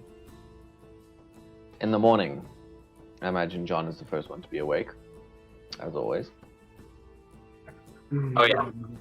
And the rest of you can wake up in order. John, what are you doing? John would prepare breakfast and he would try and organize everything so that everyone could go together to Fenton. Mm-hmm. He would take his horse and start loading it up with water and food and stuff like that for the journey for everyone. Yeah, I imagine Soul is not long up after that helping with the breakfast. Oh yeah. Yeah. Two other actually- people can get 3 temporary hit points if they want. I'll say As Lula. all of you can take long rest Have- and do this. If you'd like to roleplay amongst yourselves for just a second, if anything happens that I need to know, please do inform me. But pop up just 1 second. I'll be back right now. Okay. That was the best night's rest I've had in a long time. Yeah, Saul comes out with a platter of food and he starts handing out the plates. How many Havel's plates do nowhere I to be. get? Hmm? How many plates do I get? You get 1 plate, but it's like stacked high with just sunny side up eggs. Yes. It's very drippy. Havel is nowhere to be found because Oh. he's somewhere else. All right, Lula. Well, I guess you get the smiley face pancakes today. He slides it over to Lula. So John would approach Aslan while they're all having breakfast, and he would sit next to him wherever they are. And then he would, if we're all sitting at the same table, John would glance between everyone that's present there, and he said, "So guys, I kind of promised Al that we would go fetch her. I think it's her siblings up north, and bring them here. What do you guys think of that?" It sounds like a lot of work for some lady that was trying to kill somebody, but I don't know. Maybe I just don't like her as much as you do. And also, how far up north? I did not know. What was that, Lula? And also, how far up north? I'm not. Kind of close to Baygate, in a place called the Vale. It's in a mountain pass that leads to the city. Is there any other reason we would go up there? Is there anything we need up there? I mean, there'd be plenty of things to buy. Maybe even magic things. Oh But, boy, I could get that pretty dress I've done always wanted. Wow. Very funny, Saul. But beyond that, that's where her wards are. She's protecting younglings up north, and that's why she's been doing what she's done. Mm-hmm. But I know it is a lot of work for someone who has done the things that she has done. But redemption takes effort, and good takes effort. These things don't come easy, and this is why I want to do this, to show that we can make a difference and we can make a change. Mm-hmm. I just wish I'd seen her make half as much, hell, a quarter of much an effort as you have in regards to her. Yeah, that's true. But I think these things take time, and you can tell that she'll be useful down the road. Yeah, I hope so. I know she will. I really hope so. I don't want to kill one of your girlfriends, John. Oh, God. She's not my girlfriend. Yeah, not yet. Not yet, at least. Is she coming with? Yeah, we'll need her to show us where they're hidden. Yeah, keep somebody's bedroll warm. Ooh la la. Look, I was just joking about the girlfriend thing. I'm far too busy. Yeah, you seem real busy all the time. Well, yeah, someone's got to do the legwork around here Mm-hmm. to getting people to help the cause. Because although we might be capable, we can't do all of this alone. We will need people on our side if we're gonna have any hopes of defeating invaders. What about Denton? Yeah, that's the next step. Once we have breakfast, I aim to everyone's gonna go to the town, and we're gonna let everybody know what's happening here. not so much about the invaders, but because I don't think that's a threat that they'll recognize. But the property investment group, I definitely intend to besmirch their name. And then after that, we go pick up the kids. Indeed. Fine by me. And is everyone else? Where's our little gnomish friend at? Did we come to a decision with him? I think he's still tied up in the skinning shed, right? Oh, Yeah, probably. I should probably check on him. Well, Jeez. I think the agreement is that we would bring him to Tenton with us, so that he can confess and bear witness to the crimes of the PIG. And after that, well, I intend to break him out. Right, that's right. And he agreed to that, did he? I got the sense he didn't really want to agree to that. I did my best to persuade him, but once we bring him to Tenton, Mhm. and we show those letters, I don't think, and all the witnesses that we have, I don't think he'll have any choice but to tell the truth. Just to clarify, he's in the basement downstairs. He's in the cellar. That's right. Oh yeah, that's right. So let me just brainstorming here. Let me just playing a little bit of devil's advocate here. Let's say we get him there and he's supposed to sing like a bird, and instead he says, "These people kidnapped me and they're trying to get me to bear false testimony. The ranchers all banded together to try to take down my lawfully owned business. Please, Bluecoats, please save me." And then they try to save him. And they start shooting at us. What are you prepared to do if that happens? Well, it depends. If that happens, then he'll go into blue coat custody. Right? We would just give him up at that point, and that's basically our plan all along. And then in that case, we wouldn't rescue him from wherever he is. He would be on his own to face his brother's wrath. So I'm saying, why would they take him into custody if they believe what he says? Well, if he's saying that we kidnapped him and we have a crowd, an angry mob with us, because we're going together with all the ranchers, right? Right. We're gonna take our guns and we're gonna march into Tenton. We're gonna plead our case before everyone else. I don't think the Bluecoats will be quick to shoot at us. They don't like a fair fight on their hands.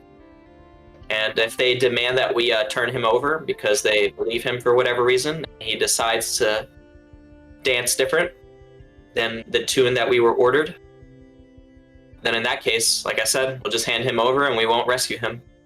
But the intention isn't to convince the Bluecoats. It's to get the word out on what's going on. And the more eyes that we have to hear our tale, then that'll create an effect that can't be stopped. And the bandit camp, are we gonna check on that one way or the other? I feel like they shouldn't be any more trouble, right? We killed Colt Harder. Sure.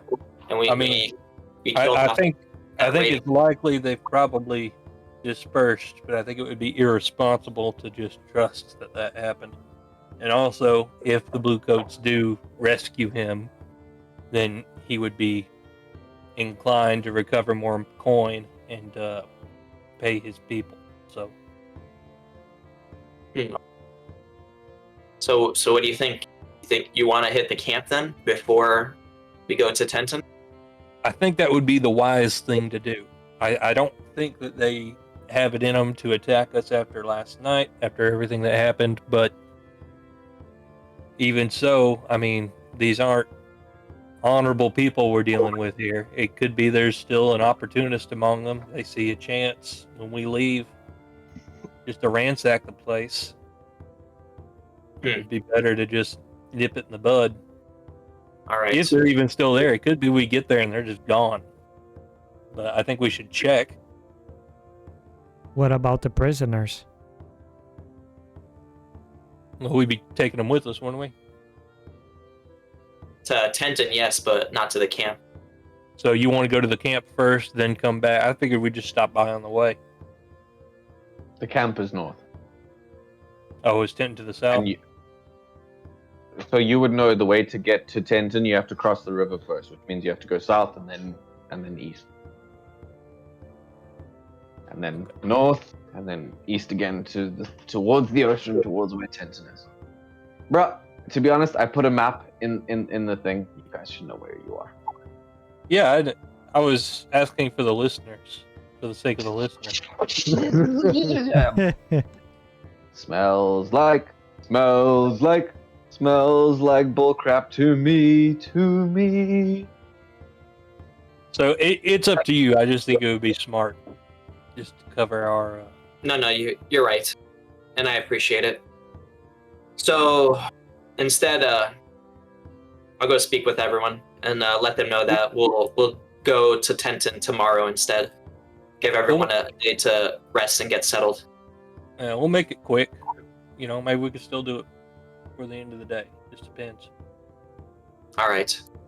So John would go out and he would go to Pa, and he would let them know that before everyone goes to Tenton, that they need to make sure that the bandit camp nearby is cleared out, and for everyone to get ready, but to not leave yet until they return, so that they... Pa shakes his head in agreement. He barks some orders around to everyone, and he says to you, "You're gonna be safe with my little girl now, right?" Of course. She wasn't looking so good yesterday, and I hope y'all look after her. I'll keep these lot in line.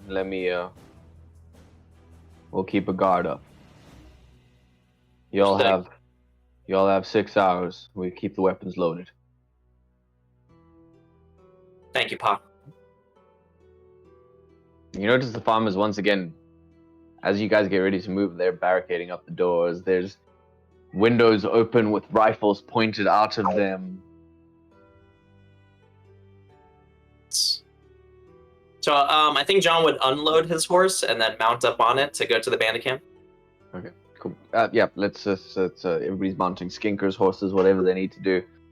Nice. As you guys begin your ride north, I'm assuming everyone's going. If anybody would like to do anything in specific,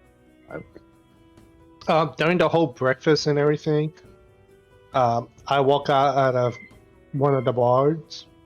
I am disheveled. I never got a good night's rest.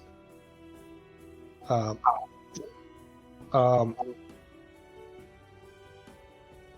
kind of have my mask on, but it's a little crooked. I have my hat on, but it's all rustled up. I got hay all over me, but I'm not even bothering to dust it off. And, I'm walking with a slumped shoulder. And I just go up to everybody. And I was like, "So, what's the game plan?" Well, first, we're gonna go and make sure that the Heart of Brother bandit camp cleared out, so that they don't come and burn down the ranch while we go to Tenton with the ranchers. After that, we're gonna go back to the ranch. We're gonna gather everybody. We're gonna go to Tenton together, and we're gonna let everyone know that about what happened, how the property investment group is trying to strong arm the ranchers out of their own lands with the help of these bandits. And we'll see whether the effect fumble is gonna play along or not. But even if he doesn't, we just wouldn't rescue him after he goes into blue coat custody, and then he'll be at the mercy of his older brother for having fucked up. And then after that, I kind of promised that we would all go to the Vale, just south of Baygate, to pick up Allie's siblings, I think it is. and bring them to the ranch. We'll go. Very well, Mr. Morello. Whatever you guys decide, I'll help out. Is Aslan mounted on a skinker or anything, or he's walking it? Whatever Aslan wants. I mean, he Aslan? rode a skinker before, so I'm guessing he's riding it again. Yep, that's reasonable. So Sorting out the tokens. I am going to any mount that's very far away from Saul. I'm keeping a distance from him. Mm-hmm. Understood. Saul would try to motion Aslan over so that he and Aslan can teach Lula about like the local flora and like how to properly mix. Okay, you guys can. Aslan does not have nature. Aslan has survival. Do you have nature, Saul? I have nature. You have nature? Yes, Sorry, he has my bad. nature. You guys both have nature. Okay, so you can either both roll or one of you roll with advantage. I actually don't have nature. The way we've been doing it is I've been using Aslan's knowledge of like the local flora and then to like basically get me the stuff I need, and then I mix it with the medicine. You got medicine. Okay, so Yeah. Aslan, you can roll. But because of that excuse, I will let you roll with advantage because of Saul's thing. Do I roll Is that nature fair? or medicine? Nature. That's 14. 14. Lula. Aslan explains to you. The birds and the bees, the herbs and the leaves. Yeah. Tries to give you an understanding of the local flora as you examine the ferns that creep away from you and try to understand what your herbalism kit actually does. I would say for a lot of the words, he would teach him in beast folk because he doesn't know the common tongue word for this plant and that plant. Her. You teach Lula. You teach her. So as opposed to, like thing you'd hear the name being something along the lines of, flinching fern in beast folk, Lynching. Okay. That's what it translates to effectively.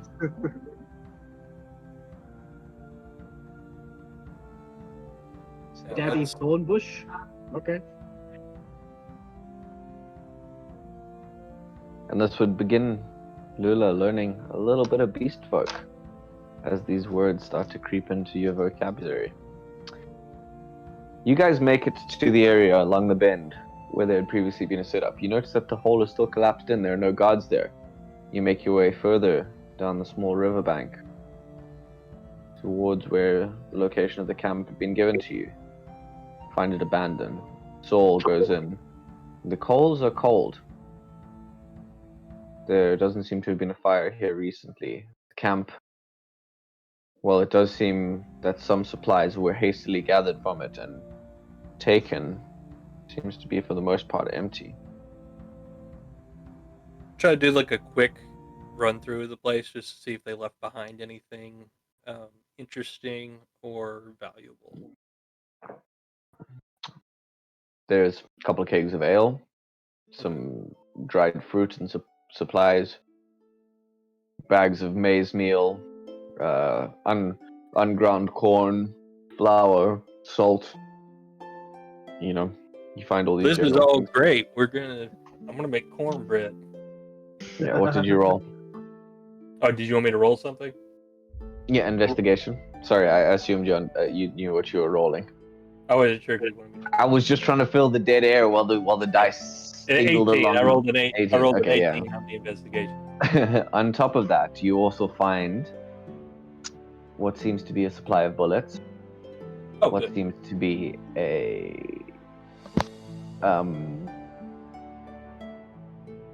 sorry, I kind of like half thought about this. It seems to be a terrible thing that I say with everything. You find what was the Harder brothers' tent unlike the other tents, it's larger and individual. There are the skins and a large mat upon which he slept. And in the area, you seem to find letters from some of the brothers. They're written in a crude handwriting and in short language, Mom's doing well, like just basic letters and whatever.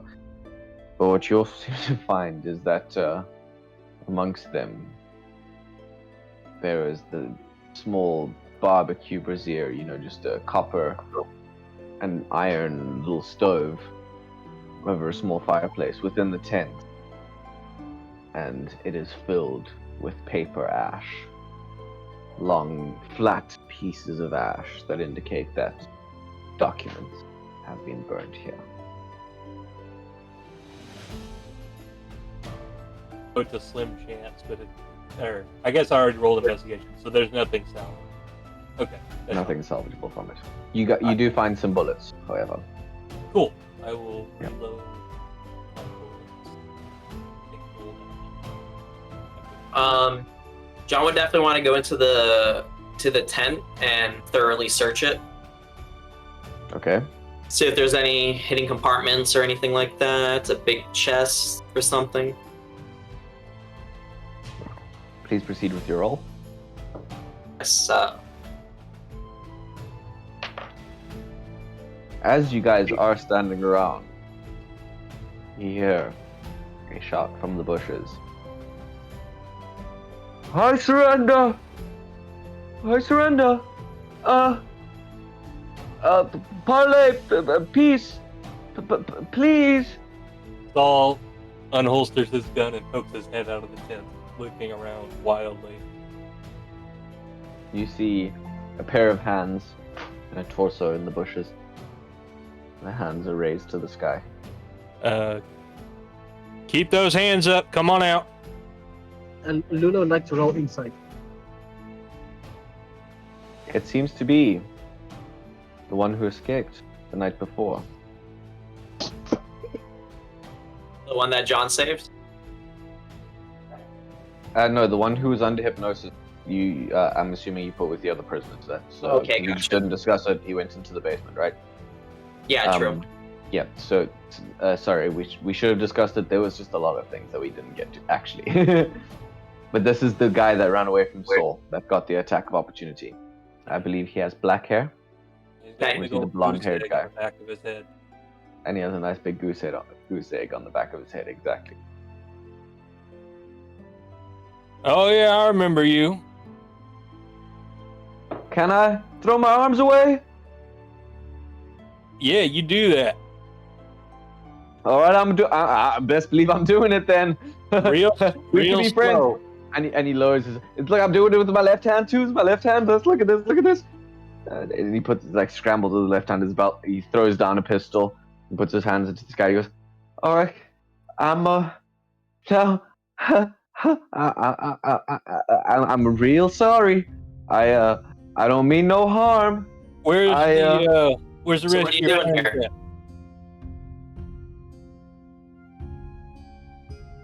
He stares nervously, his head shaking between the two of you.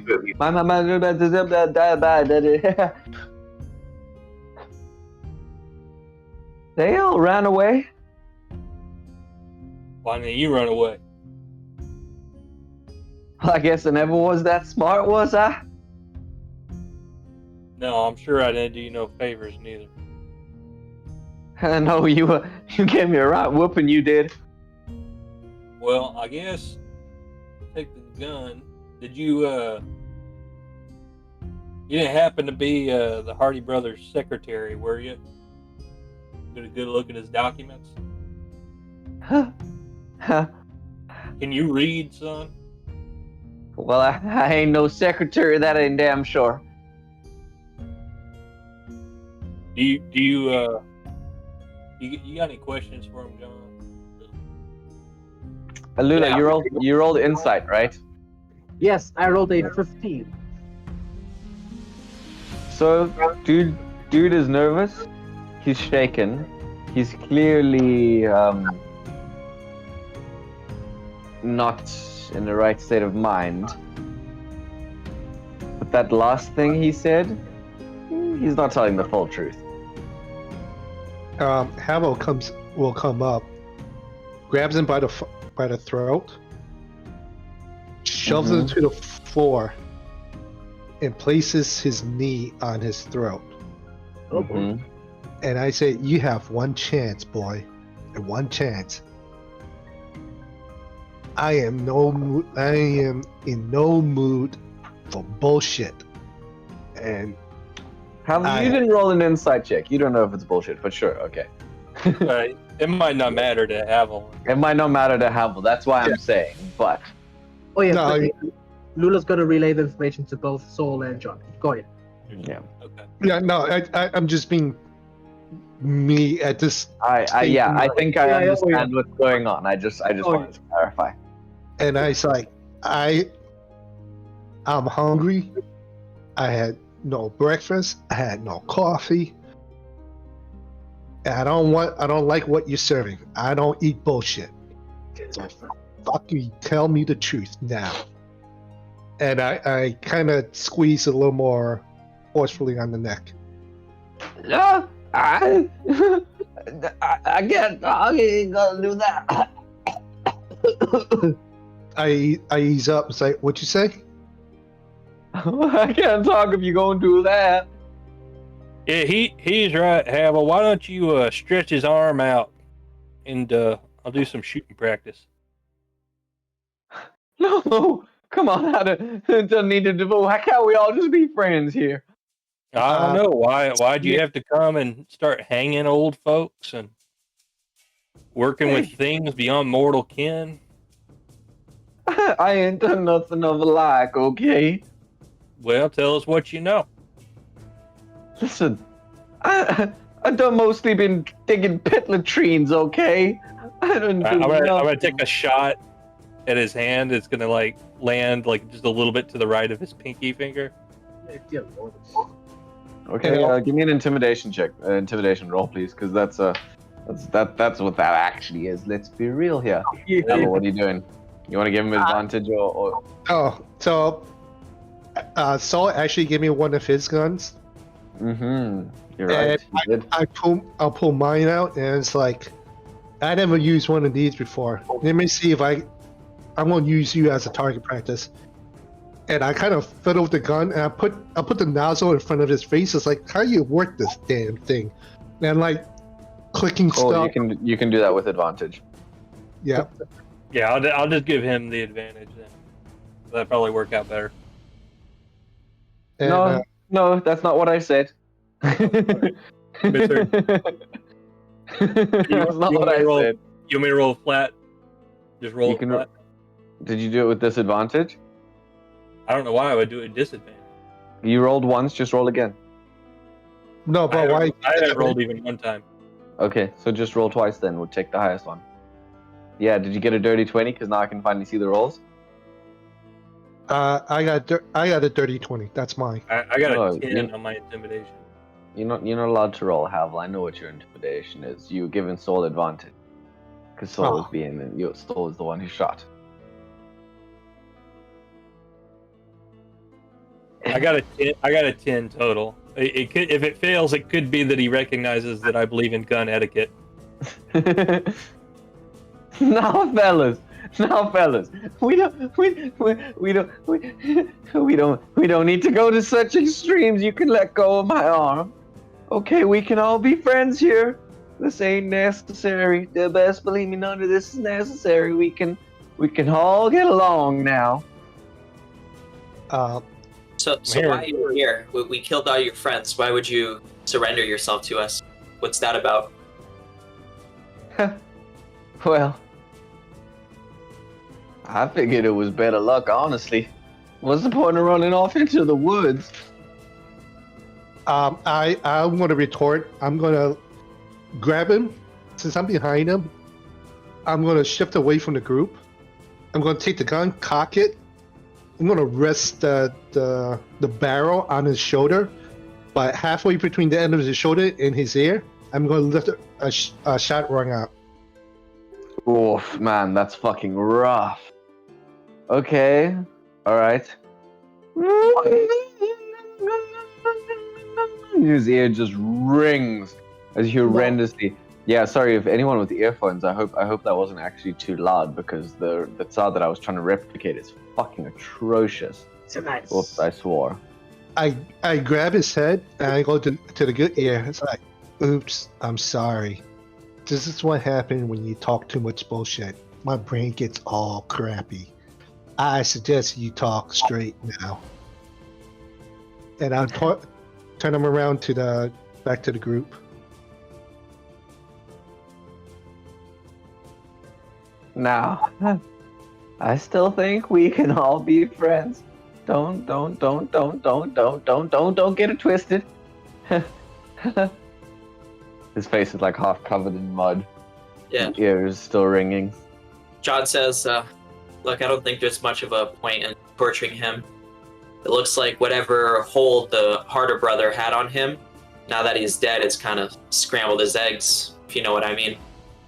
But, if you could hold him for a moment, maybe I can check what's left of his mind, see if there's anything to glean from there. Oh, sure, be my guest. Go on ahead. All right. He goes and takes his glasses off. Then, I'm sorry, one moment. I'll give the roll. It's plus some, so yeah, tell me what I need to beat, because I don't think it beats it, but it might. Yeah, 17. And then That fails. he speaks in a strange tongue, and the glow in his eyes intensifies, and the green seems to swirl around his iris as he casts Detect Thoughts, and he looks into the man's eyes and tries to probe him mentally. You dig deeper, and a second later you're in, and you see horrendous thoughts of fear of what you guys are going through.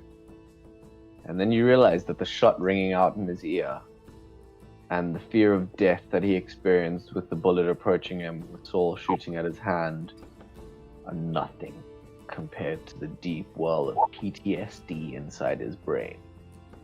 The true trauma that this individual has experienced seems beyond you. As you even approach it, it's not, he doesn't save against it. You can completely go into his mind, but as you approach into the dark thoughts and the brimming horror within his brain, it seems whatever horror he's experienced has literally broken his mind to the point where as you step into it, the screams and the blaring images and the flashing seems to just push you.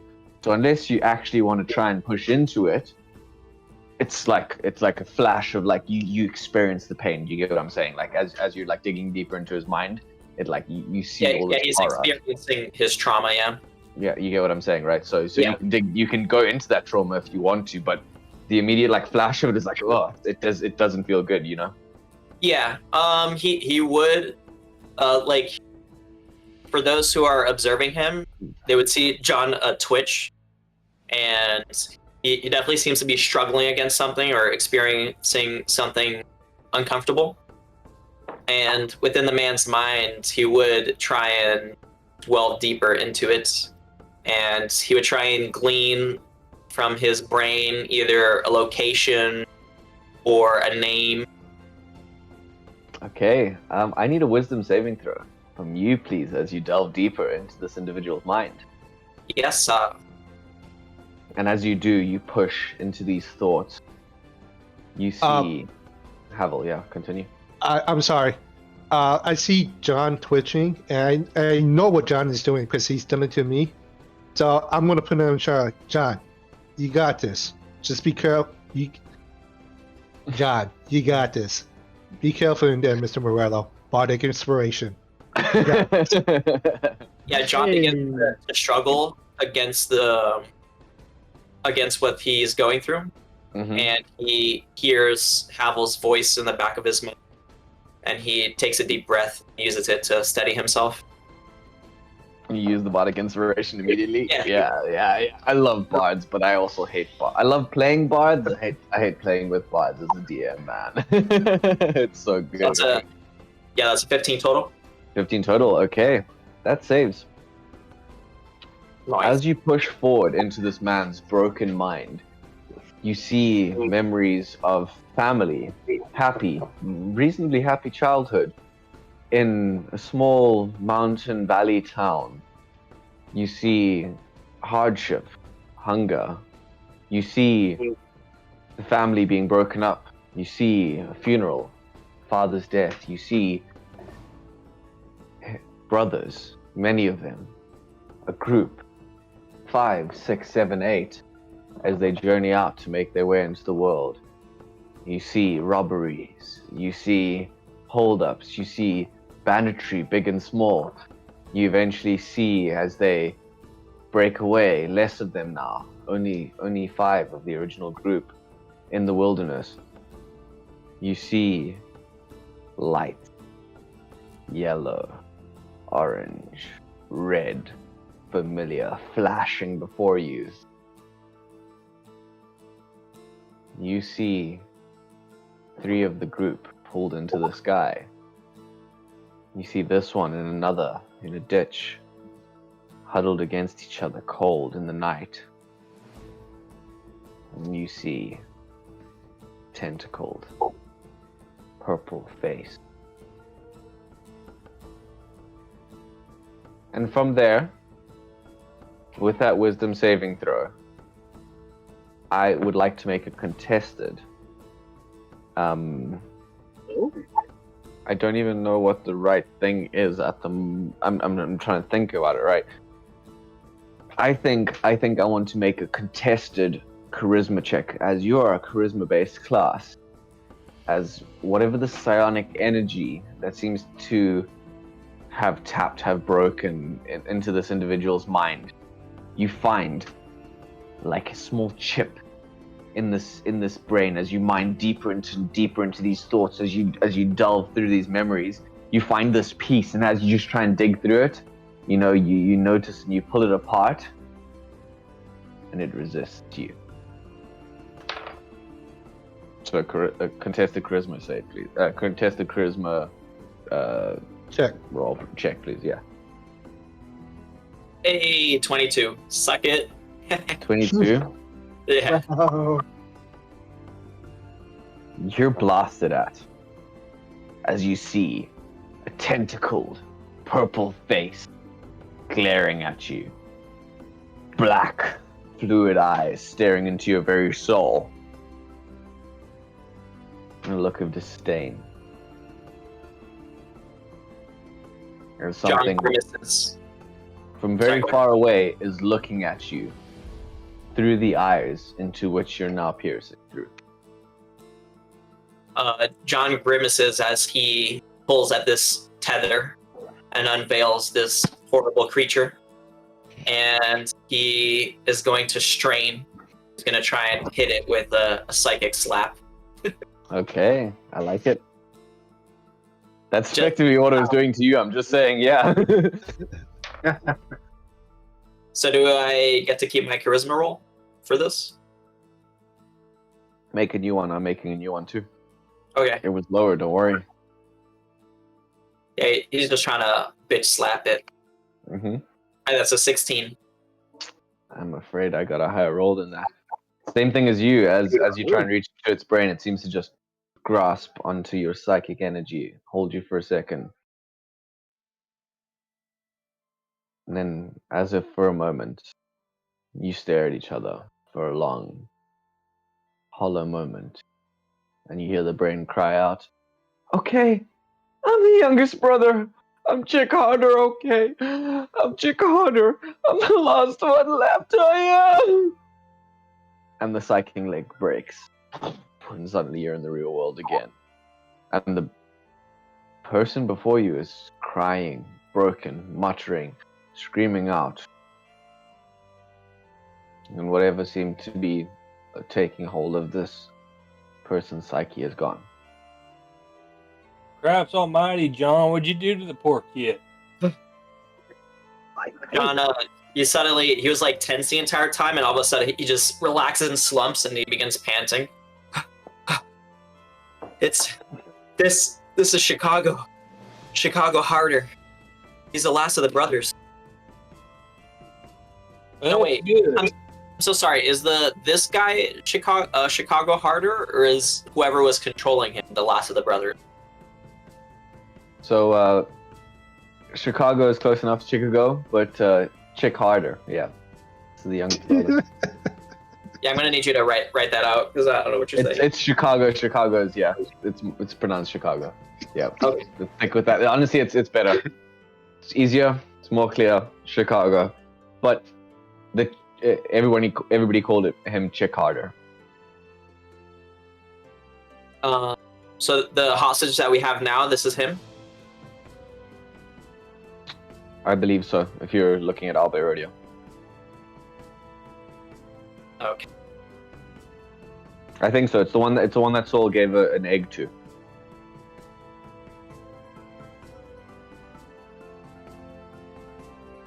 Chick, like C-H-I-C-K. Chick harder. Oh, Chick Harder. Okay. Yeah. So yeah, but I'm saying like the hostage that we have right now. This is Chick Harder. Yep. Okay, gotcha. So yeah, so John relays that, and he says that he's the youngest of them, and also the last. Well, it's great. We can question him about exactly what he knows about these alien critters or invaders. Sorry. You need to speak into your mic.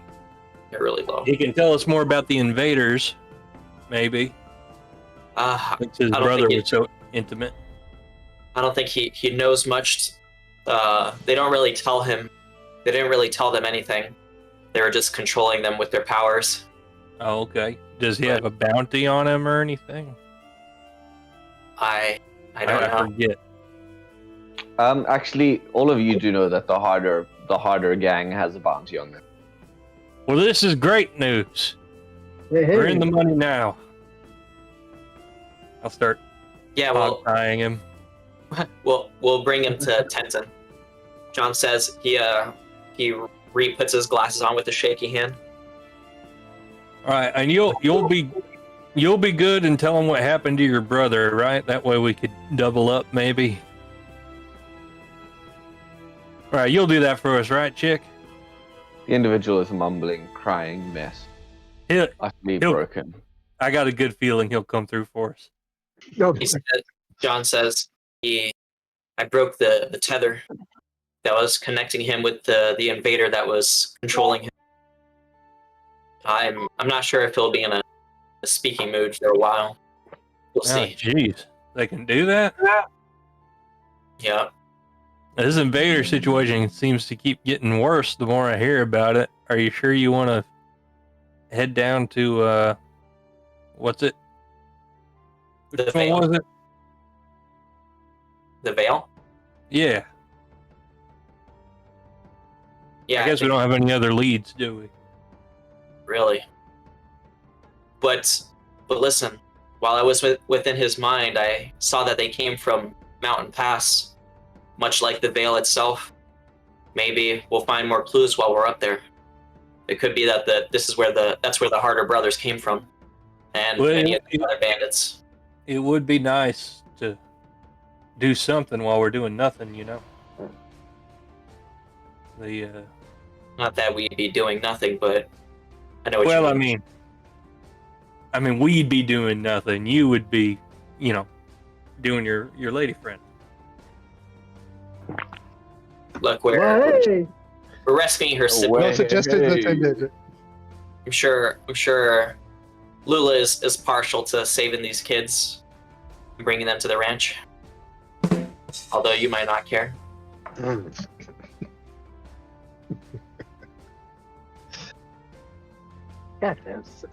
Hey, buddy, I'm rooting for you. I don't know where all this hostility is coming from. I know.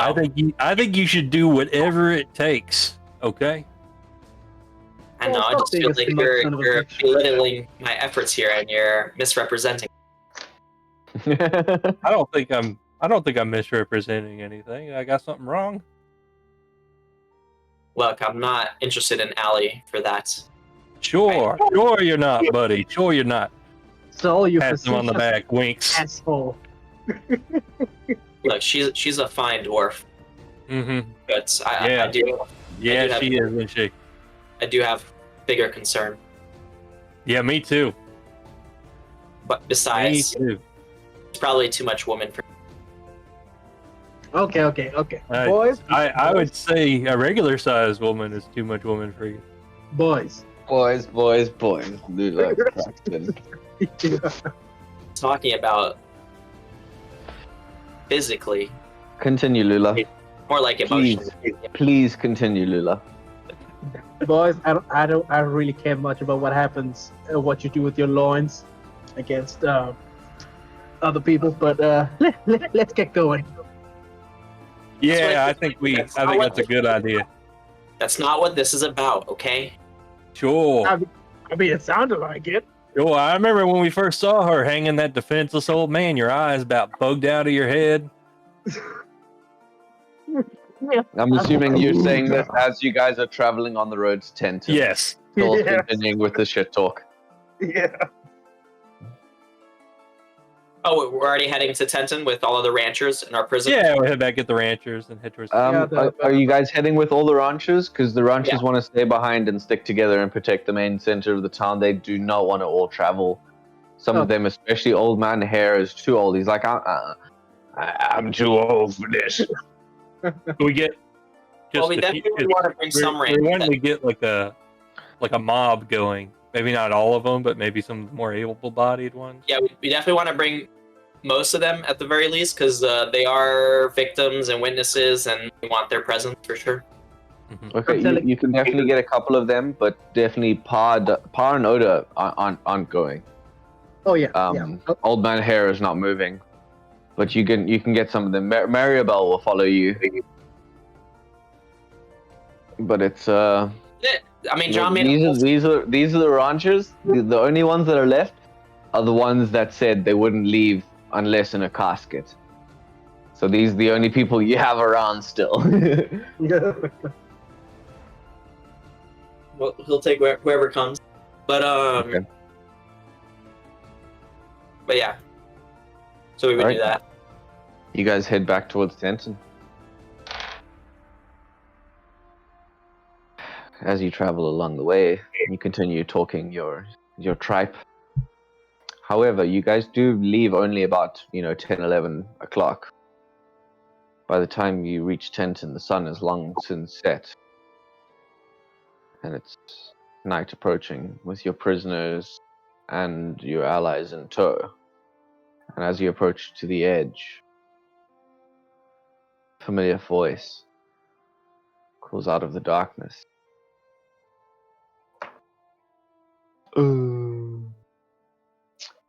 My friends, please do not travel into the town. Just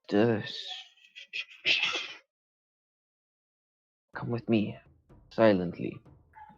As you're approaching Tenton from the west side, entering into the east road where you guys usually go, you arrive at the Beastfolk camp and are greeted by Kryn, strangely dressed and covered almost entirely in a cloak of sable skin. And he calls you guys into a small tent and he goes, "My friends, it is good that you have returned. What's this, Kryn? We were about to make an entrance. Then I'm glad that I have caught you along the road. What's going on? What's up? Tenton, the town is not safe. We have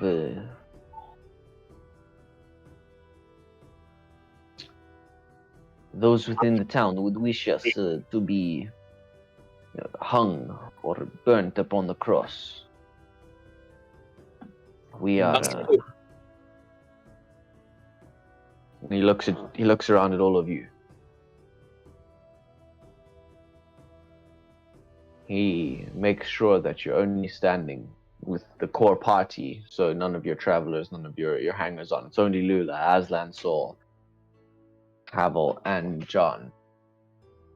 As he pulls up a sleeve, and you guys see a branded eye upon his wrist.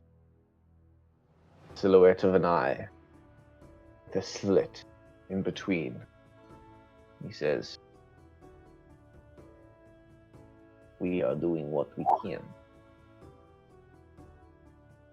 And I think that's where I'd like to end the episode. All right. All right. Yes. Dun dun dun. Is that not dramatic? Is that not a cliffhanger? If you'd like to see what happens next week, please follow us here on Quest and Quill. Please subscribe to the YouTube channel, and we'll be back next week. Same time, same place. See you again, everybody. Muchas gracias. Happy birthday. Ciao. Thank you.